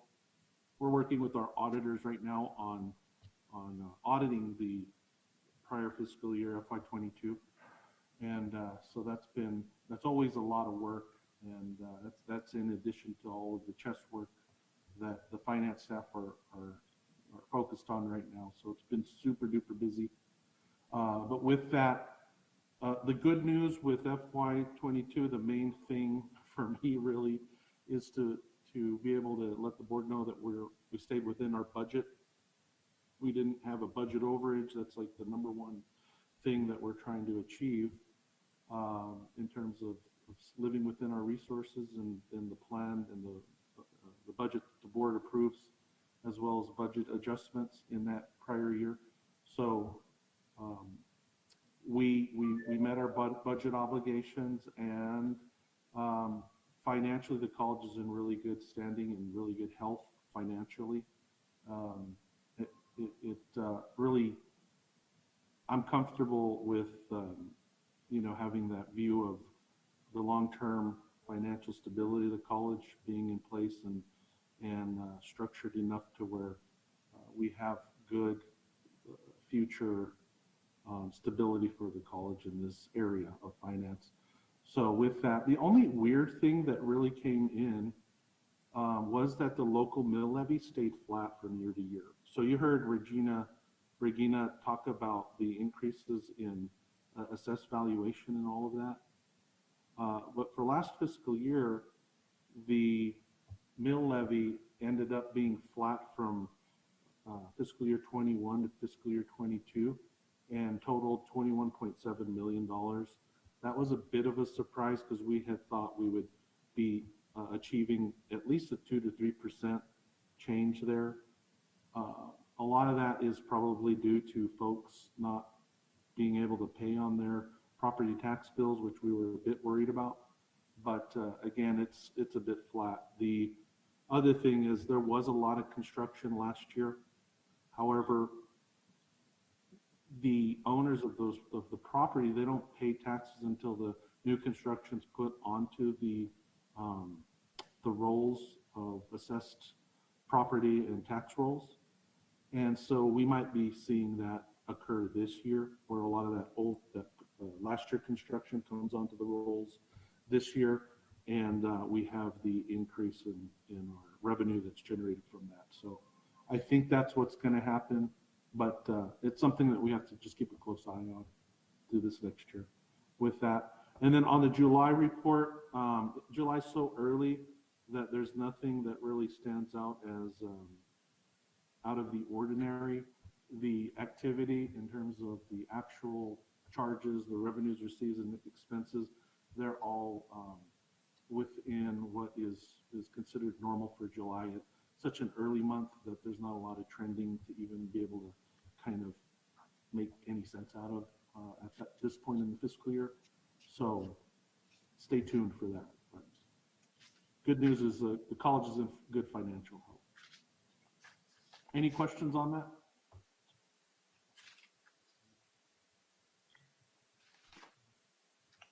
Looks like not. Let me just ask about the mill levy business and your indication of it a little strange that it didn't change. What can we do about that? What can we do about it? You said we have to watch it for the future.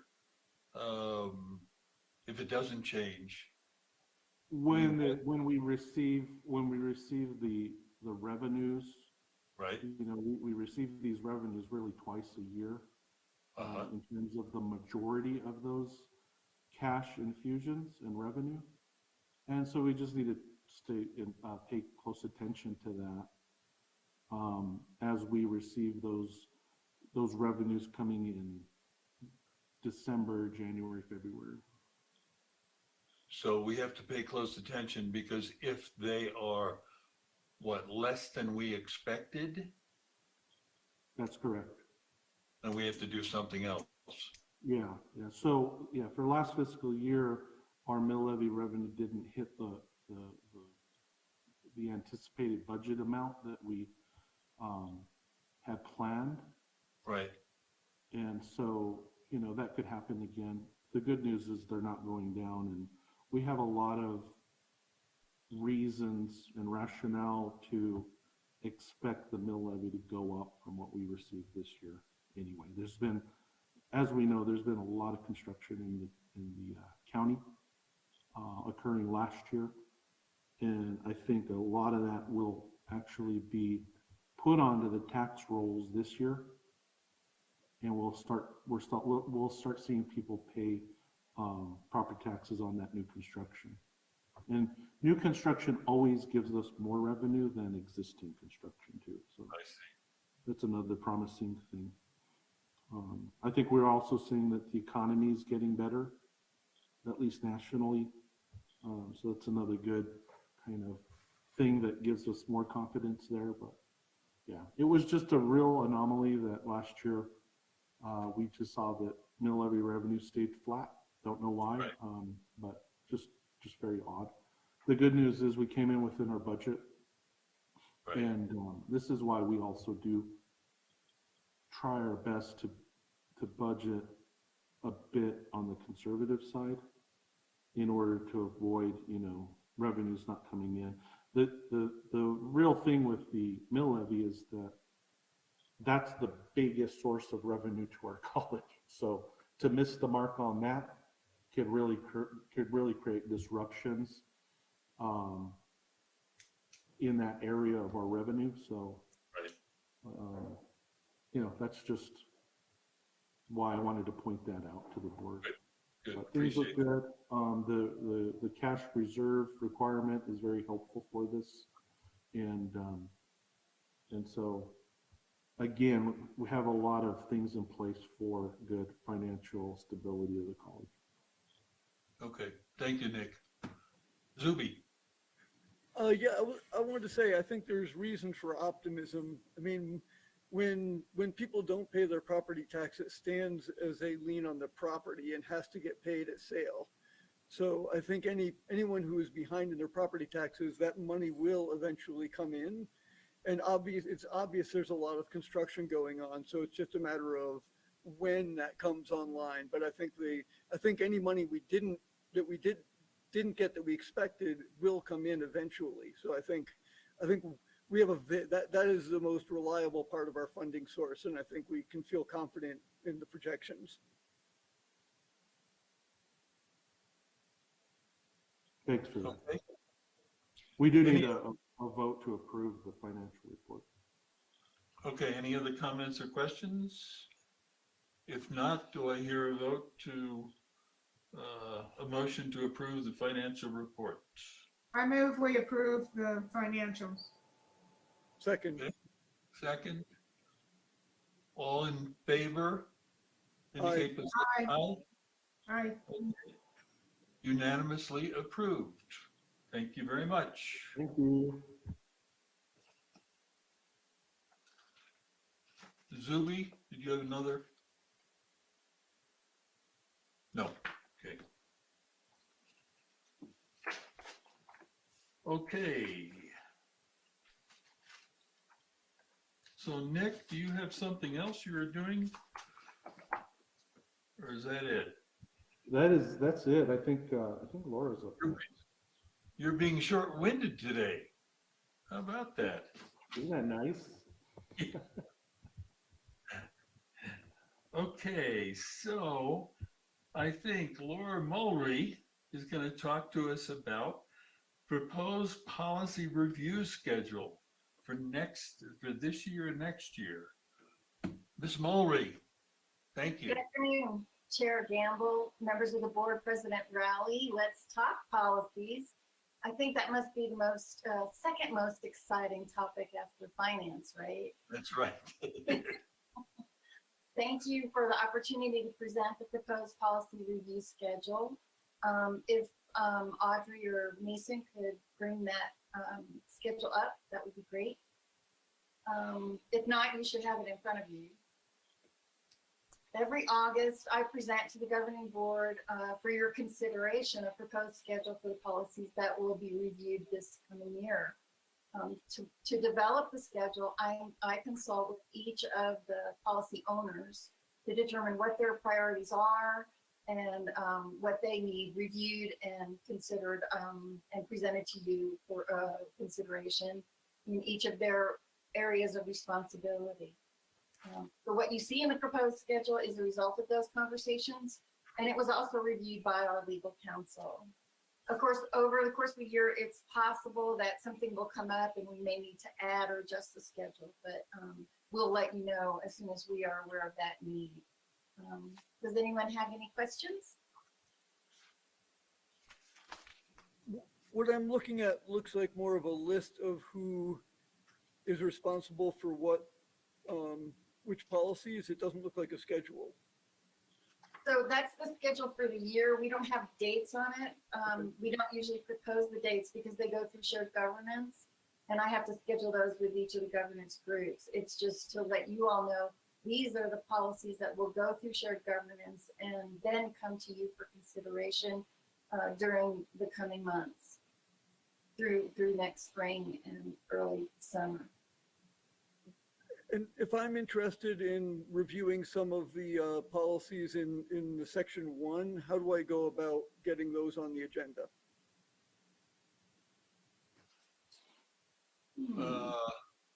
Well, the board agenda, of course, is open to you or anyone else to propose putting something on the agenda, Okay.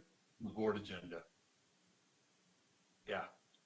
And Mr. Chair, Member Wilson, I believe we reviewed the section 1 shared governance policy. Was it last year, Laura, or the year before that? Year before, so they're not currently up for change. If we do want something to be considered, then I would need to work with whoever's working on it so that we put a draft together, and it has to go through 2 reviews, one for information and feedback, and then the second one for possible consideration for approval. But again, I'm sorry, in terms of discussion, Zuby, the board's always open to, discuss anything, and then we'll see how that would fit into a schedule and approval and so forth. Would that be something that would normally go, I mean, in the past, I know we've had a board policy review committee. Is before I would bring it up to the agenda of the full board, would we want to send it through that committee? Mr. Chair, Member Wilson, the board policy committee, it only reviews the section 1 policies, so that committee isn't meeting right now.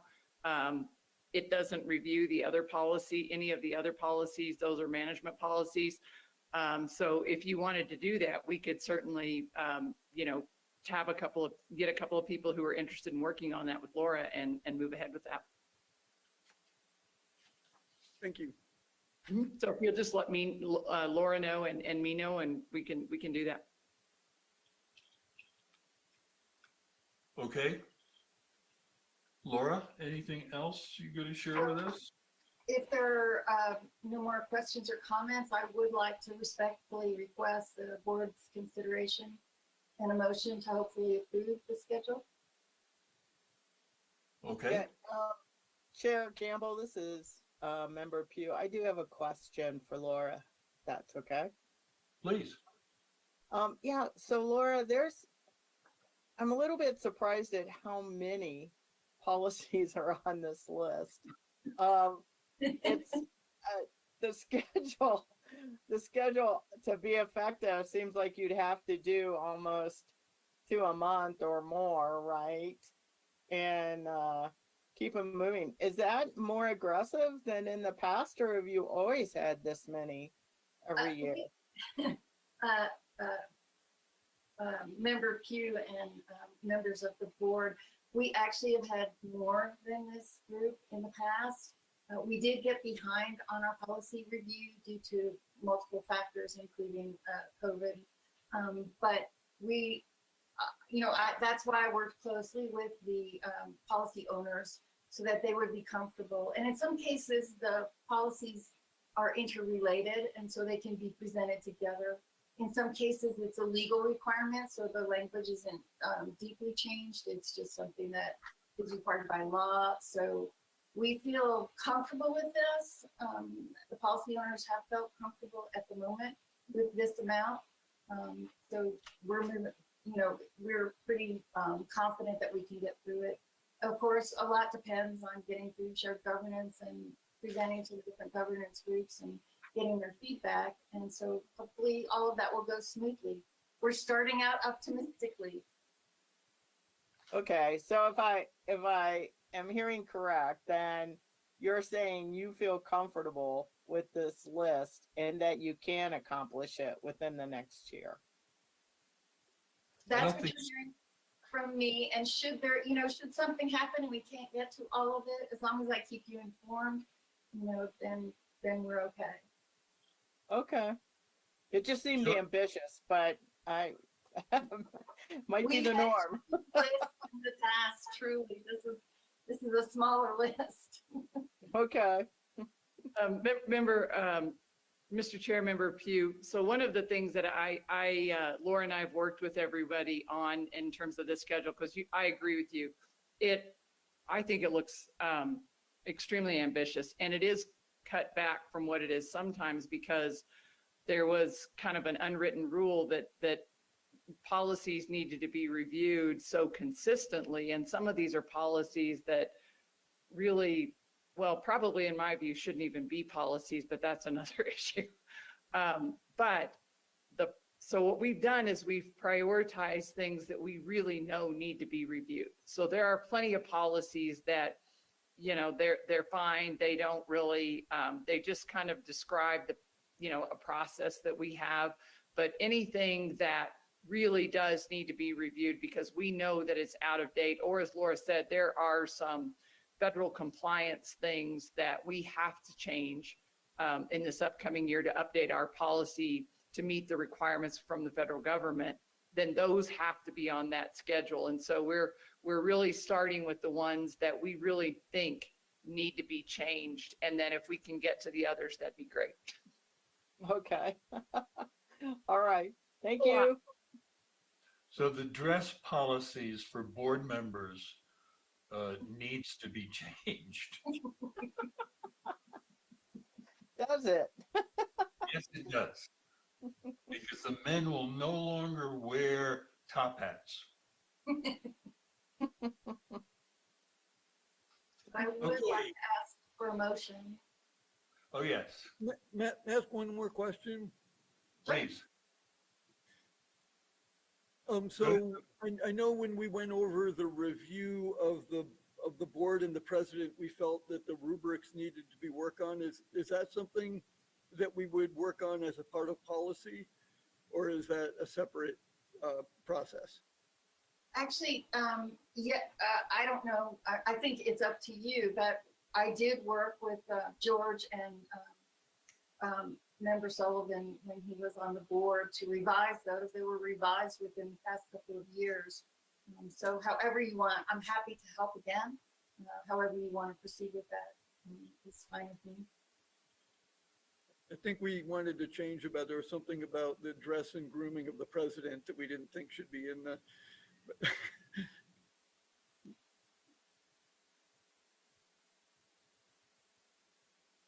Okay, I'll entertain a motion. I move to pass Okay, or move to vote. Sorry. Second. okay, all in favor? Aye. Aye. Okay, unanimous. Thank you very much. Thank you so much.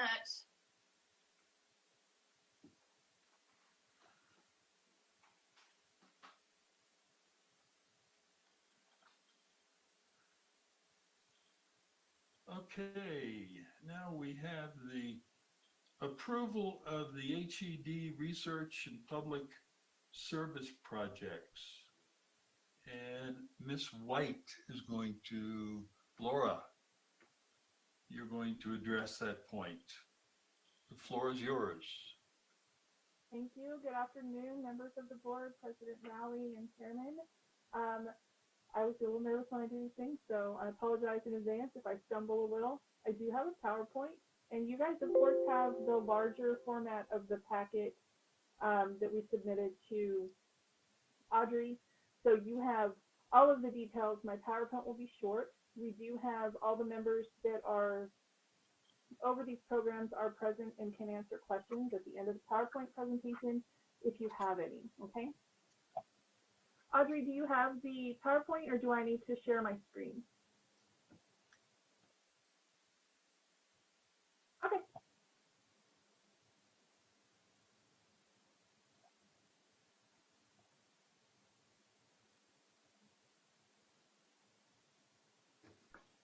Is it up now? Okay, there it is.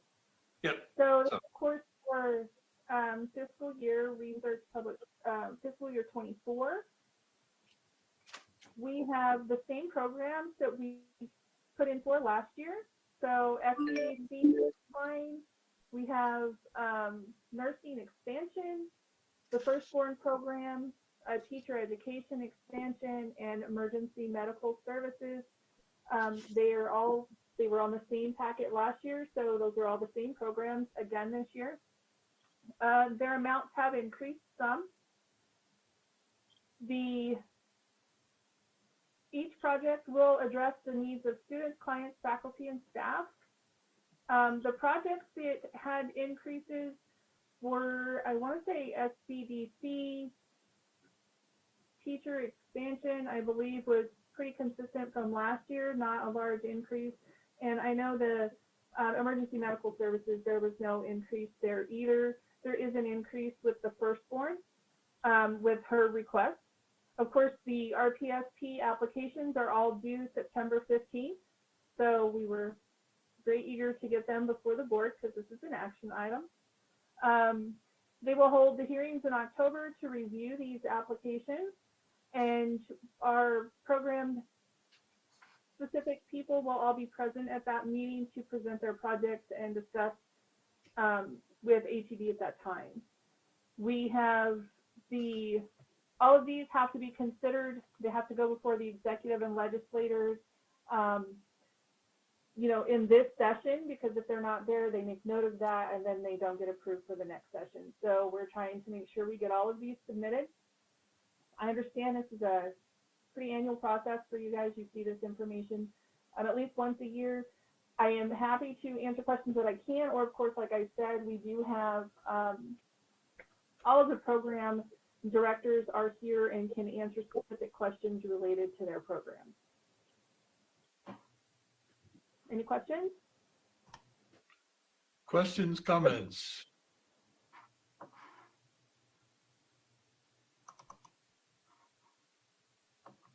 Looks like lots and lots of information. There Hard is to a lot. tell. The packet, yes, sir. The packet that we submitted is actually what we will, if you vote to approve this, will be submitted. So you have all of the information that we include on the packet, and that has budgets from each program. Of course, their objectives and the goals are all included there. Okay. Any comments, questions for Laura? If not, do I hear a motion to approve?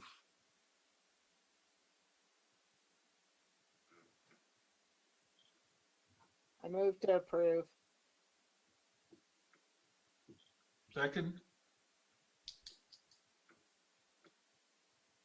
Second. All in favor, indicate by saying aye. Aye. Aye.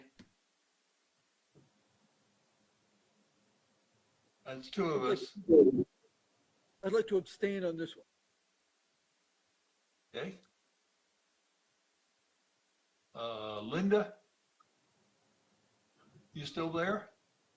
He had to leave, so I think you have your vote with the 2 and then 1 abstention. Okay. So approved. Thank you very much, Laura. Thank you very much. I appreciate it.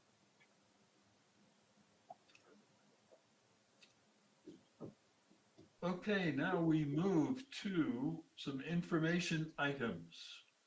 And we will start off with strategic plan update. And we will get that probably from Julia Gallegos. Is that correct? Maybe. No. Yep. Yes, I'll start that off. I apologize. My camera does not seem to be working. Okay. But I'm here. Chair Gamble, President Rowley, members of the board. There is in your packet an annual report, a very brief one for the previous academic year's strategic plan. Every year in August, I come to you with these reports to give you a bit of a sense of where we are at the end of our planning cycle, what we've accomplished. If you recall, in the previous year, 2020 to 2021, we actually halted our strategic planning process because of COVID, and we went into a full-blown emergency planning mode. And then throughout the year, we started revisiting some of our more traditional strategic planning processes and putting those slowly back into place with a very streamlined strategic plan for that academic year. For 2021 to 2022, we went back to the full-blown strategic plan. I mean, not full-blown of the past as in, many, many, many goals, but we had 20 initiatives that we were looking at. We went back into our reporting process to the executive team, increased our accountability. So basically, we spent this whole year really trying to re-engage with that planning process, get it up and running again after halting it for a bit of time, and had, I believe, a great deal of success with that. The highlights I outlined in the report. Some of our Title V metrics haven't quite responded yet to they haven't quite rebounded from the impact of COVID, but there were many, many other projects that we were able to make a great deal of progress on. So with that, I stand for any questions.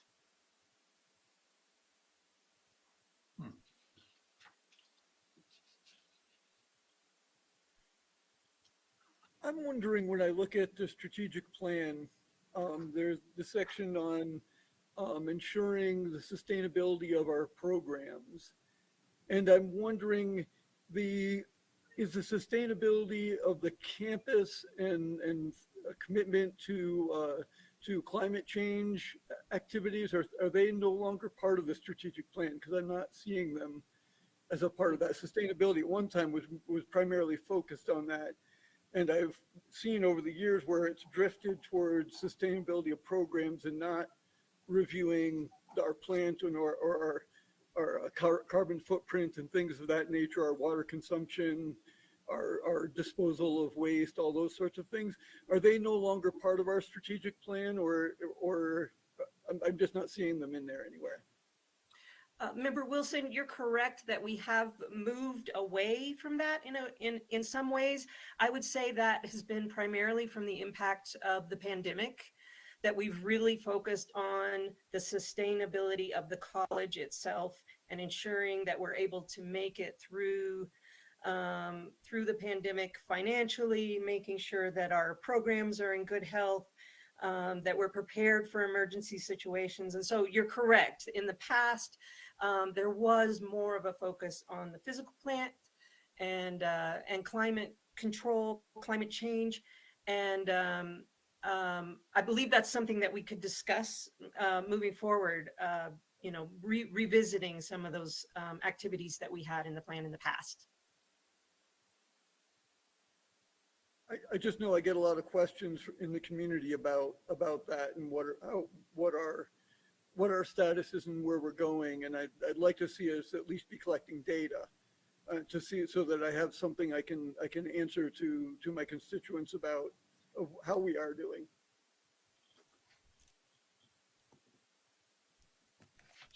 Yes, Member Wilson, I'll make note of that. Thank you.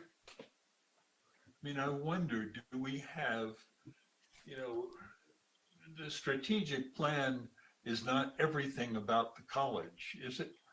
I mean, aren't there some other, don't we have some other goals and objectives for the college other than what are listed in the strategic plan? Chair Gamble, there is one of the 3 overriding goals is partner with our community. And so it is about the ways that SFCC works with our community to have joint outcomes. As far as there being other goals beyond the strategic plan, not that no, there are not additional goals outside of what's written in the strategic plan that we're actively tracking. And Mr. Chair, I'd like to just add that, really having the strategic plan more narrowly focused gives us a plan that we can always accomplish.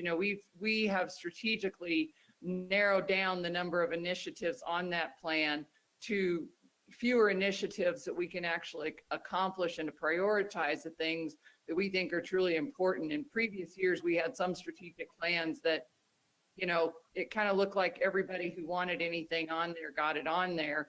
And that's just a really unworkable way to do strategic planning. And so, Yash has really worked with Julie and with me to get that down, to a plan where We know what our objectives are. We're focusing on objectives that really are central to the mission of the college, and then figuring out the plans to achieve those particular objectives instead of trying to be all things to all people.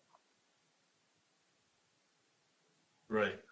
Well, for example, one of the things I think about, somewhat following what Zuby said, do we have a solarization plan for the college? Mr. Chair, I would say that that's all part of our energy performance contract. We have the the upgraded energy systems for the contract for the college that have been approved by the Energy and Minerals Department, as well as HED. I don't know, we did that maybe 4 years ago or something like that. It was right before I came. And we're still working on that, and that does include working on all of those systems. Okay.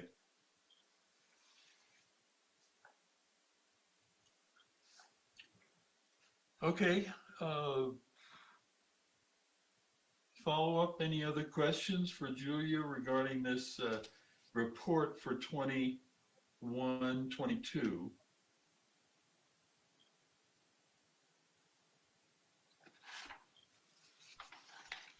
Okay.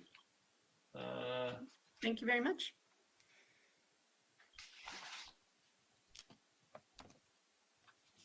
Okay, so now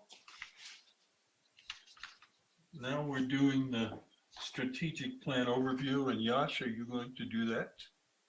It would be Julie and I both be doing that together. Okay, whoever wants to start. All right. Can you see my screen? I'm sorry, I can't see everybody else right now. Yes. Okay. So it is my, It is my pleasure to give the governing board overview of our 2022 and 23 strategic plan. Before I jump in there, I just want to share that there's 4 guiding principles of SFCC's strategic plan. First, we have really equity at the center. One of the things we really track is the outcomes of our students of color and how well they're doing. And so everything we're doing with the strategic plan, we try to make sure the measurement is aligned to our equity principles. Another big thing about a strategic plan is about keeping things simple, right? I think President Riley just spoke about, having things too complicated is actually an issue. Actually, national best practices talk about when you have too many goals, that's one great way of actually making sure your strategic plan never gets anything accomplished. So they always say keep things simple, keep things few, right? And so that goes to my next point, focusing on a few widely important goals. And then the last item is about how important it is for us to really go with a systemic approach of implementation.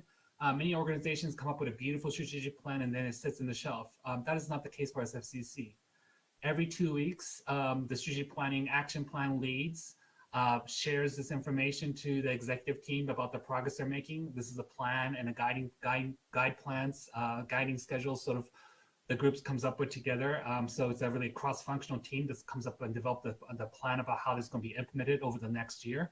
And then there's a proper accountability to make sure that everybody understands where they are in their process. So with that, Julie, you want to take over? Yes. So yes, so we spoke about really streamlining the plan. This shows where we started in the original 2013 to 2019 plan with 5 major goals. We've streamlined that down to 3 goals, still with 20 initiatives that are directly related to each of those goals and supporting each of those goals.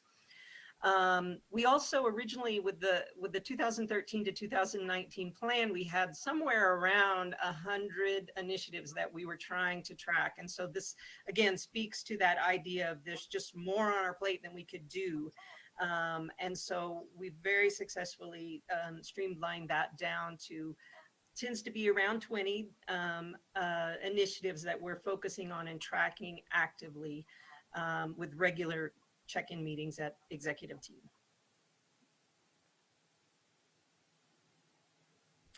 So this is our planning cycle.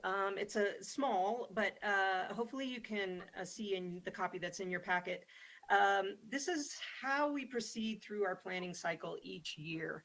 And up at the top, a little bit to the right, is now. It's August. What we're doing now is finalizing the previous year's plan by presenting you with a report, and then moving forward into the next year's plan by presenting the new initiatives that we're planning to focus on for the coming year.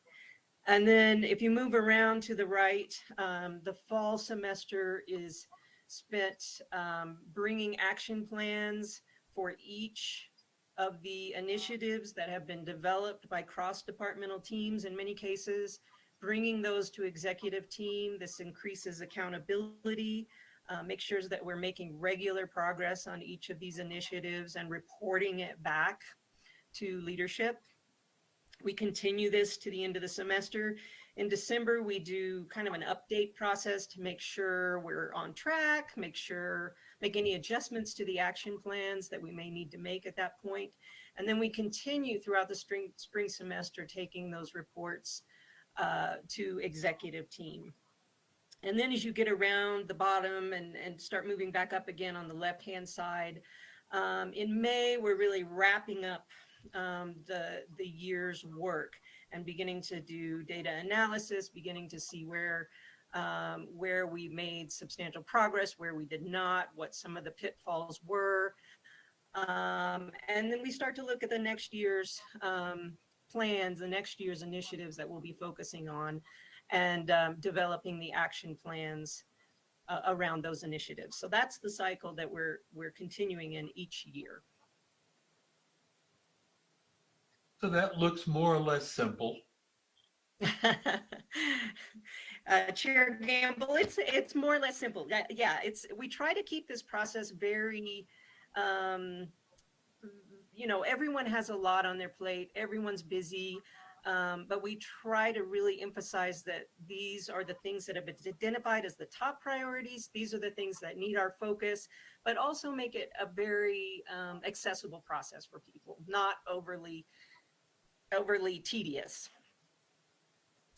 Our mission statement, which I believe everybody is familiar with. Oh, sorry, Yash, I'm jumping back and forth now. I'll move on to the mission statement. Empower students, strengthen community.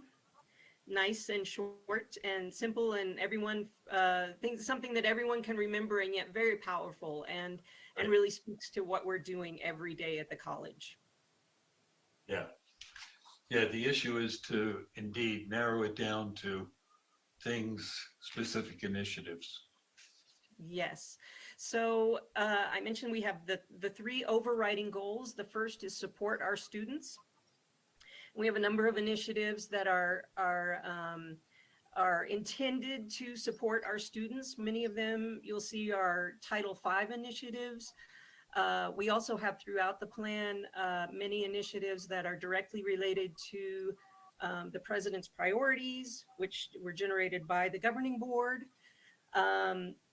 In this section, we obviously Pathways is a Title V initiative. We also have FAFSA completion so that we can ensure that students are getting the financial support that they're eligible for. We have additional financial aid for other types of non-academic needs that students have. Developing an early alert system so that we have a sense of when students are struggling early in the semester rather than waiting until it's too late to turn that around. Implementing open educational resources, so providing low cost or free textbooks in many of our classes. Providing wraparound services for students who are parents, which I believe was discussed earlier with Katrin. And then pathways linkages to four-year degrees, which is also a Title V initiative, making sure our pathways link to transfer opportunities for four-year degrees. Goal 2, which I mentioned, was partner with our community. In this, we're looking at pathway linkages to career opportunities and to internship opportunities. Again, Title V, directly related to getting students into pathways, and then ensuring that there's a job at the end of that pathway. Expanding workforce training through Mosaica, and then also course placement work and making sure that that process is not a barrier for our students coming from the public school system.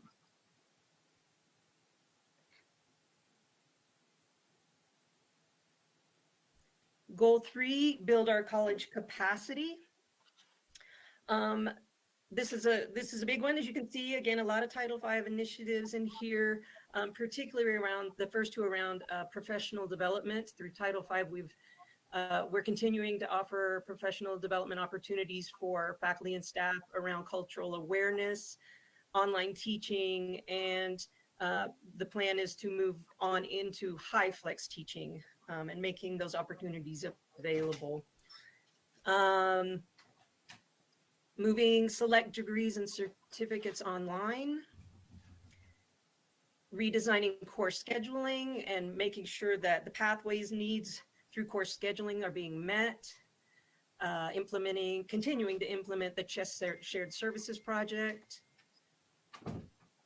implementing an enrollment management plan, making sure that we're continuing our post-COVID financial solvency approach, making sure that our program costs are sustainable and doing long-term financial planning for the institution. Continuing to work on assessment of our courses to strengthen student learning, documenting faculty qualifications, and then emergency preparedness is another that we've always had in the plan. The focus for this coming year is digital disaster planning. So that's a very quick review of a lot of initiatives that we'll be looking at this year. And another way to look, and another way to look at our strategic plans are in themes, right? So if you think about many of these particular items, they're not like a single strategy. So it might be a single strategy, but there's related matter in a number of different areas. It checks a number of different boxes. So another way to look at our strategic plan is in sort of this 7 different kinds of theme. It's about equity, it's about employee growth, financial management, accreditation, innovation, enrollment management, and guided pathways. So if you want to think about it in a little more simplified, more streamlined ways, that's one way to think about our strategic plan. Now, one thing that we may want to think about updating is our vision statement. Our current vision statement is that SFCC is a recognized leader in fulfilling its community's dreams, one student at a time. But this really speaks more about us and not about the student. And it no longer really aligns with the institution's goals about how we really want to be student-centered, right? It's not about how we're going to be a great place. We need to really focus on what we are doing for the students instead. So this may be something that the board would like to address and potentially update. Vision statements in general should be short, memorable, in one sentence. I like to say no more than 8 words, but I think a sentence would be fine. It should be inspiring and it describes the ideal future state, right, that the organization is trying to achieve. So where the mission statement talks about who we are, the vision statement talks about, what's going to happen as a result of our work, right? And so example of vision statements to think about here, a couple of vision statements that I think is pretty short and memorable, inspiring. Hunger-free America, equity for everyone, a world without poverty. These are describing an ideal future state that organizations are really trying to create. And so I just want to throw that out there. As I understand, September 16th, we're going to have a work session relating to talking about some of these things. So this was something that I just want to throw out there for people to consider. And with that, Julie and I stand for question.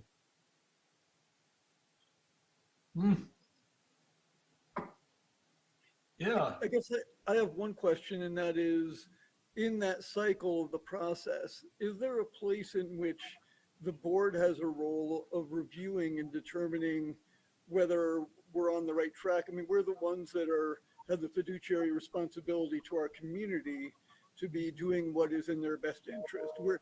Where are the steps where do we have a board retreat about this where we talk about it and discuss, or where exactly does the board play a critical role besides having something presented and voting it up or down? Thank you, Member Wilson. I think that's actually happening on multiple different locations. One is happening at our annual review process like today, when Julie shared some of the review of what's happening with the strategic plan. The mid-year review cycle is another place. And I think the big part where we really take the board's ideas and try to incorporate in the strategic plan is the June's board retreat meeting.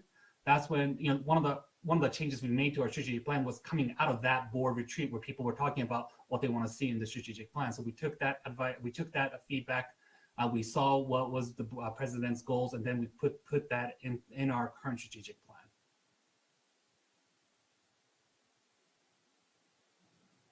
I guess I didn't get a sense of that was a purpose in our June retreat. Okay.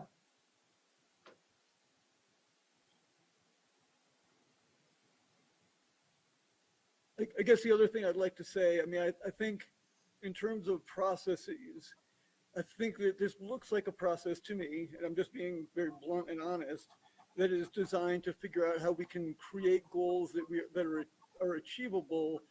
And I think what we should be focusing on, instead of the result and working back, is what the goals of our community are and working forward and failing sometimes. I think it's okay to fail sometimes.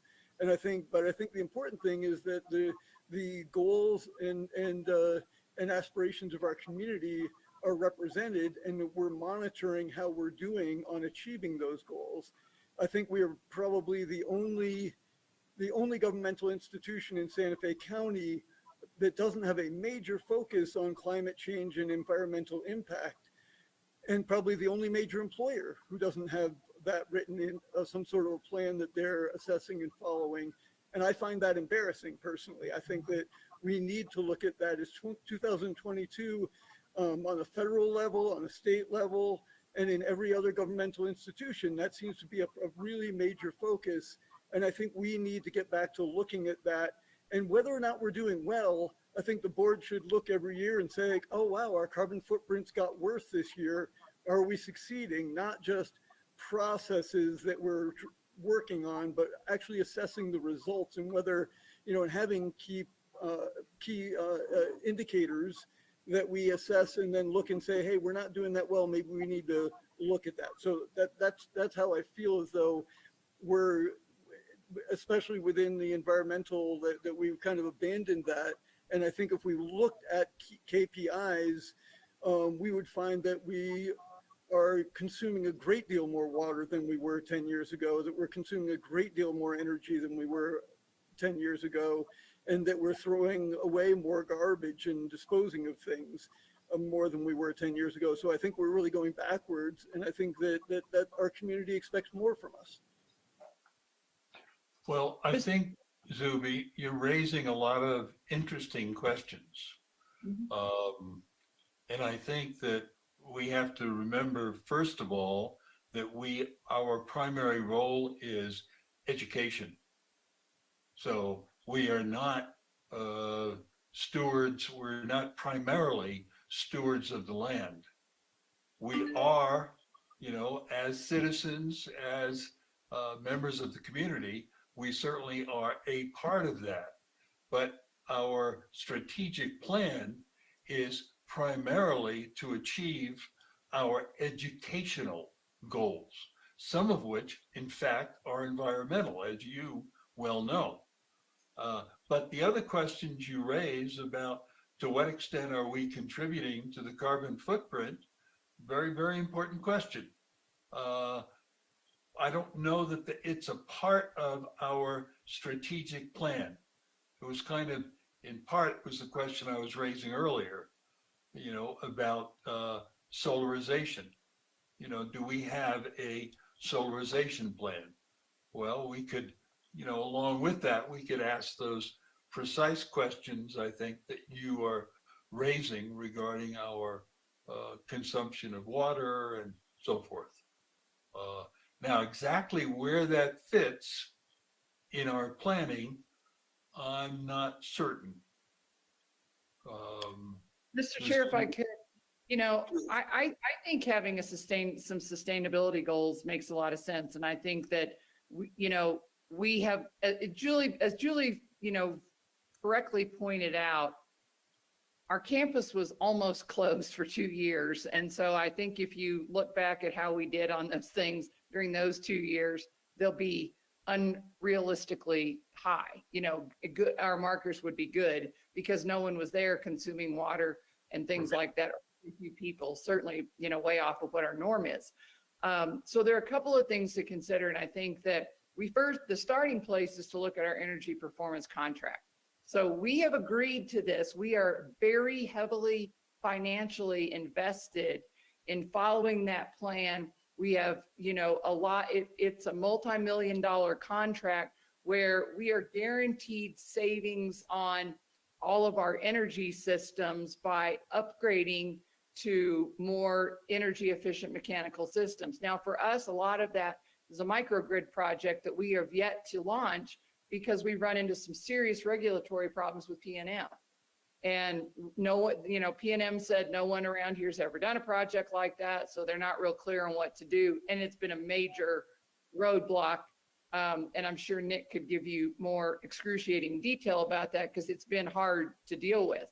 But the other pieces of that, even as we're upgrading our HVAC systems as part of our GeoBond project, those are all energy efficiencies that not only do we want to do, but the state of New Mexico is requiring us to do those things. And so the state certainly does have goals, as you correctly said, Mr. Wilson, Member Wilson. And so we have to do our part to upgrade and to use things like, solar, the microgrid, whatever, to reduce our footprint. But those are also kind of the key pieces of what groups like Siemens for an energy performance contract, that as you use more of those types of systems, that you do reduce your footprint, and that the cost savings is also an energy savings. So that you can, I think, look at one as basically being reflective of the other. And then the water, I'm not, we'd have to look more at how we monitor that.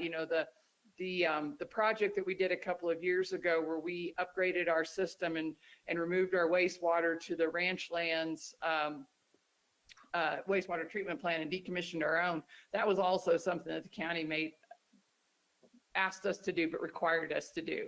And I'm assuming that is something that also did reduce some of our costs and everything and our use, but I'm not real clear on that. And if it didn't, then we would have to, look at things like, how much water we want to use on landscaping and things like that. But this is, so part of, the draft agenda for the 16th is to talk more about some of these things. So, the plan will not come to you all for a vote until after we've had more discussion. This is just kind of putting it out there. Right. Hey, Mr. Chair, if I could just provide Please. a little bit more background on the topic. We regularly present to the Higher Education Capital Outlay Committee. Members of that committee are, the Secretary of Higher Ed, the Secretary of Energy Minerals, other executives within the Department of Finance and Administration, LFC. And I have to tell you that SFCC is regarded highly with the renewable and sustainability projects related to our energy performance contract and investment grade audit. And they regularly talk highly about our institution to the other schools that are doing capital projects and encourage them to replicate a lot of the things that we have done on campus. In terms of water, under the IGA, we, several years ago, I think it was 3, maybe 4 years ago, part of the IGA was to audit the water usage on campus. And with that, the work we were doing with Siemens was to change out faucets and some of the plumbing at our college in order to make it more water efficient. We also are required to adhere to an executive order from the governor to be able to reduce our carbon footprint.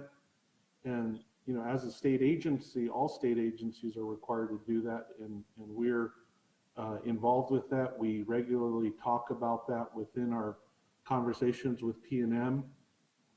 We have partnered with Sandia National Labs, and we're successful on getting that battery that was funded through Sandia Labs. And so there has been a lot that has gone on, and SFCC is actually a leader in higher ed in the state of New Mexico and probably this region in that regard. Now, I think that we do need to have something written down.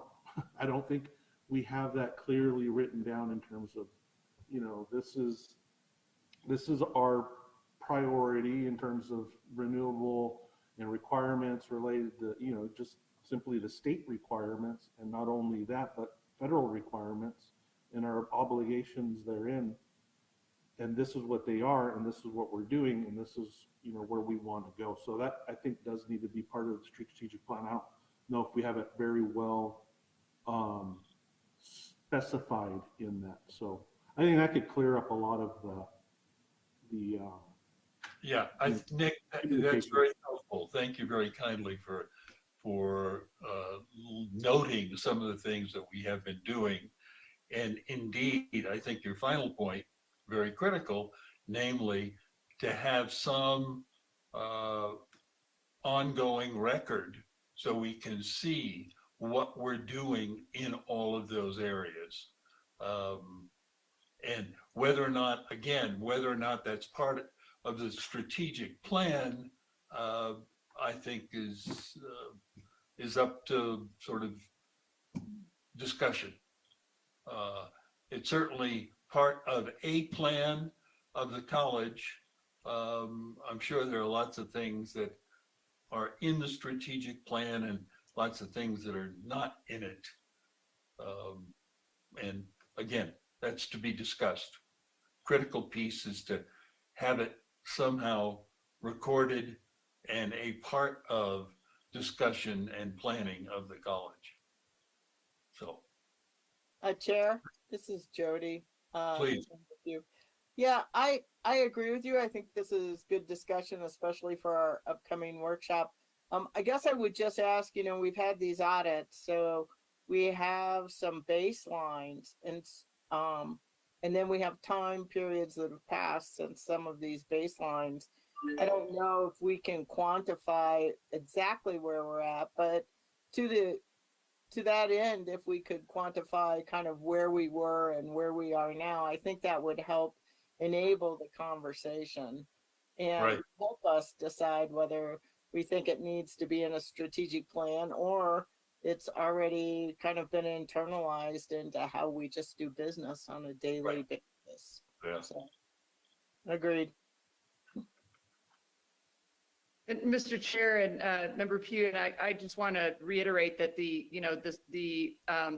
energy performance contract and the investment grade audit, they all do have that data because they guarantee a benchmark savings. And so you can't guarantee a savings without, you know, having the data. And that audit is, I mean, it was done several years ago, but it's really, really, really thorough. I mean, they look at every single thing, every single system on our campus and what it's costing us and what can be easily upgraded and what's going to take, you know, be more of an overtime project. Right. Yeah. And then, And we certainly. Sorry, I was just going to ask. Go ahead, Zuby. I was going to say we certainly have access to data. I mean, fortunately, our gas bills, our electric bills, our garbage collection bills, our water bills are something that we pay, and so the data is definitely there. It wouldn't be hard for us to go back and historically look at how we've been doing I mean, it's a relatively easy task. A student intern could probably do it in a matter of hours. Becky, I was going to ask the energy performance contract. Where is that? Where do we see that? We have the audit would be, we'd have that stored somewhere. Yash, or I don't know if you guys know where that is, but when Siemens did that audit, there was a report that was generated from that project. Okay. Yash, could you find it? Can you find it and maybe send it to the board? Sure. Most likely Nick and his team probably has it, but if not, then I'll track it down. We have it, but beware, it's huge and it might not fit within an email file. It's massive. So I think we did get that in the board meeting minutes. So maybe Yeah, it's in one of the packets, I believe. Yeah, I don't know if we could upload the whole packet, but I'll have to go see and then I'll send something out. Okay, appreciate it.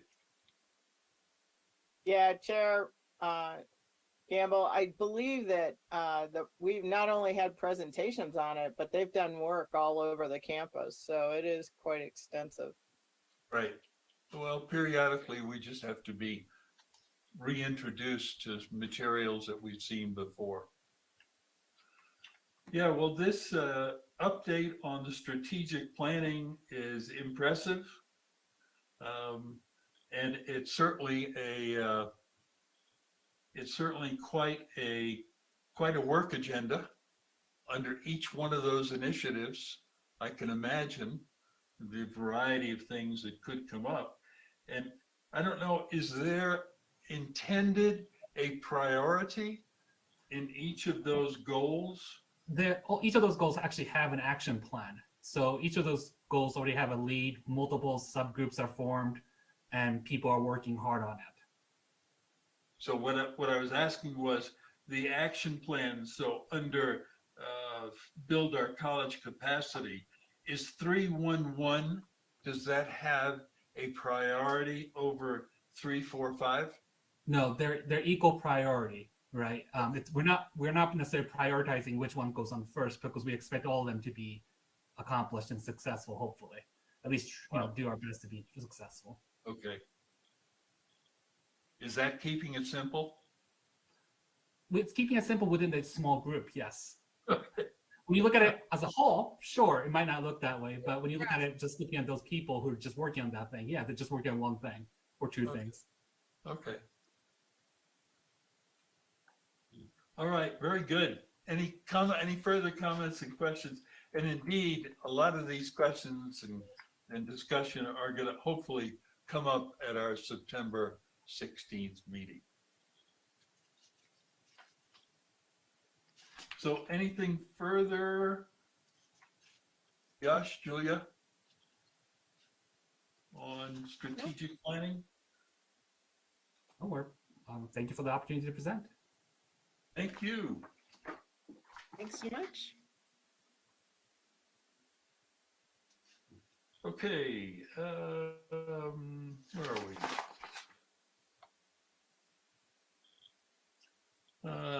So matters related to policy, we have nothing at this meeting, Laura. Do we have any other board reports, discussion, other business, any matters the board wants to raise? Doesn't Laura have a presentation still to go? Mr. Chair, we do have the grant update presentation. Sorry, missed it. Yep. Sorry. I'm here twice today.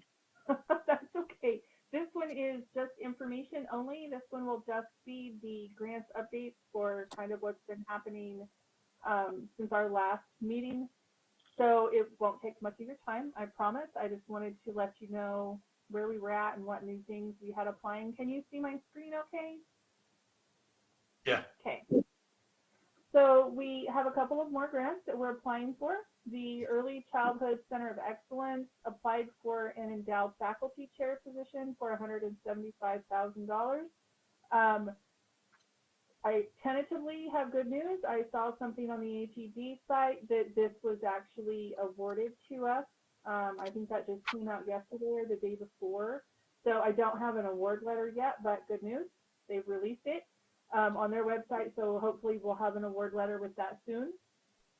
The Early Childhood Bilingual Early Childhood Endowment is also out for $1,300,000. The Veterans Legacy Program is out for $500,000, and we have the HEB College Food Security Initiative that we're applying for at $50,000. I'll give you a little information about each one. The one that we were just awarded for the endowed faculty chair, this will finish out the funding with an existing endowment that is already here that provides a percentage. This one, I believe, Katrin mentioned earlier that in an email that this should round out the rest of their funding when they combine that with what the foundation has already raised for them to provide for that position. So that was really exciting news. The Early Childhood Center of Excellence is really moving along. She's doing a great job over there getting funding in place to support that program. The Early Childhood Bilingual Early Childhood Endowment, this one is $1,300,000. This one is to support the salary of a new full-time bilingual early childhood faculty member. This is going to help them with curriculum and instruction in the English and language certificate, in English and Spanish language certificate, so that we can better assist our students in both languages in the system. You know, not everybody comes in speaking English, so if we can help them in their in Spanish as well, then we just have that more of a leg up for those kids to get a good education while they're in school. The next one is the Veterans Legacy Program. This is a 1 year. This was actually a contract on campus last year, and they have now transitioned it to a grant process. So we have applied for that. We are fingers crossed that we're in good running for this because we did have the contract on campus last year. I have not heard anything yet though. This program helps students. We'll have a faculty member, Steve Martinez is one of our history professors, and he is helping with this. It helps them research veterans and their stories so that we can preserve that in multiple formats. When I read the grant process for this, it sounds like a really interesting process. I have not got to see anything that they've done yet, but I'm really looking forward to it. I would like to see some of the stuff they did on the contracts they had last year because it sounds like a really exciting project. This year's focus, if they get this, will be on Hispanic and Native American veterans. They've requested permission to do research in the Taos Pueblo Tribal Cemetery. So I don't know if Steve's heard back from that yet. He's here and can answer questions if you have any about that at the end of the presentation. And this came across my desk just not too long ago for the campus food security initiative. And I know we have the campus covered at SFCC. So they're providing free food options for students in the community, but of course they usually provide more like pantry staples because they want to, have things on hand that have a good shelf life. This grant, if they're awarded, would be $50,000 and would help them to provide more fresh fruit, vegetables, milks, and proteins, to our students and the community. It would be seed money, so the campus can maybe continue that on to provide some more fresh objects. And of course, we also have Marcus on hand to answer any questions you might have about that grant application. We were recently awarded the fiscal year 23 nurse expansion. That was to upgrade a simulation lab equipment, support accreditation of sim lab, and train and support faculty with professional development. This is also to create and offer a peer mentoring program and a purchase of NCLEX review courses for our graduates and to purchase testing software for the nursing program. We were recently awarded the Good Job Challenge subaward that for 3 years. This is in conjunction with Northern New Mexico Workforce Integration Network, the system lead North Central New Mexico Economic Development District, And of course, SFCC is the backbone for the Healthcare and Regional Development Corporation, and will handle the skilled trades. So exciting things going to be happening on that front. And then the Early Childhood Educator Student Success Grant was recently awarded to us. And this one we put into place for this fall semester. Actually, it was a very quick turnaround. It allows stipends to eligible students for up to $2,000 for both the fall and the spring 2023 semesters. So we're really excited to have that money to be able to offer to our students. A lot of them, are just coming back for the first time to face-to-face classes, have to refigure out transportation and gas and, meals while they're on campus during the day. So we're hoping these stipends will be able to help with some of that. These are just information-only items. I just wanted to share what we had recent good news with the awards that have happened and some other, opportunities that we're still pursuing. Are there any questions? Yeah, how do we, boy, the expansion of the nursing program seems like that's such a important program, and the expansion is fantastic.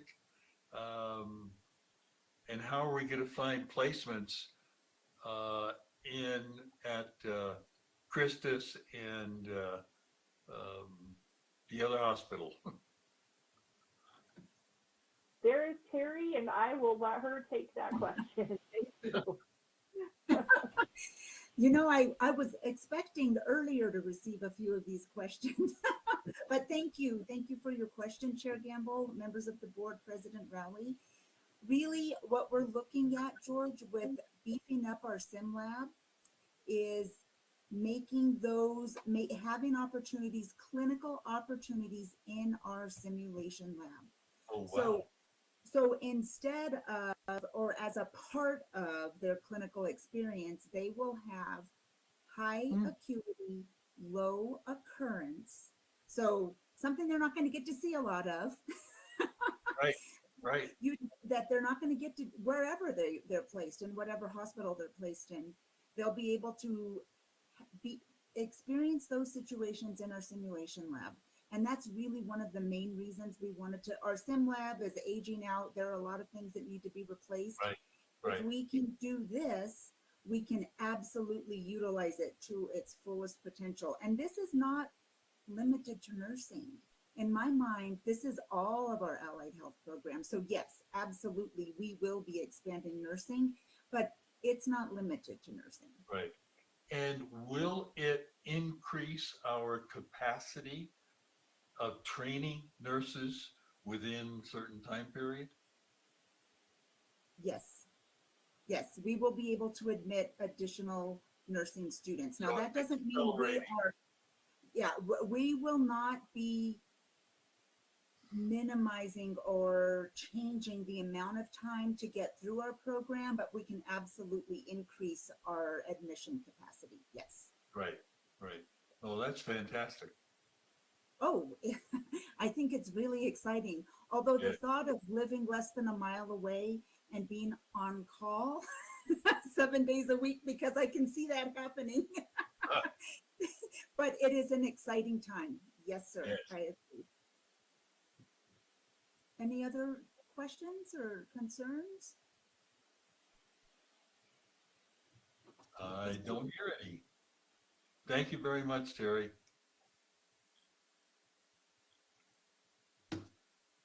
Okay. I think that brings us to the end of our printed agenda. Any comments or questions from any board members or anyone else regarding next board meeting or special board meeting on the 16th? You will be getting an agenda of sorts on for a special meeting.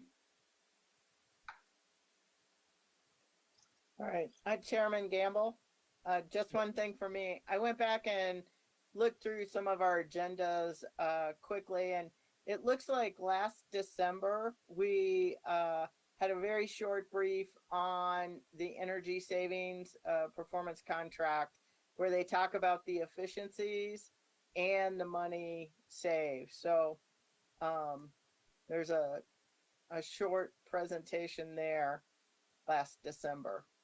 Great, good. Thanks very much for doing that, Jody. Appreciate it.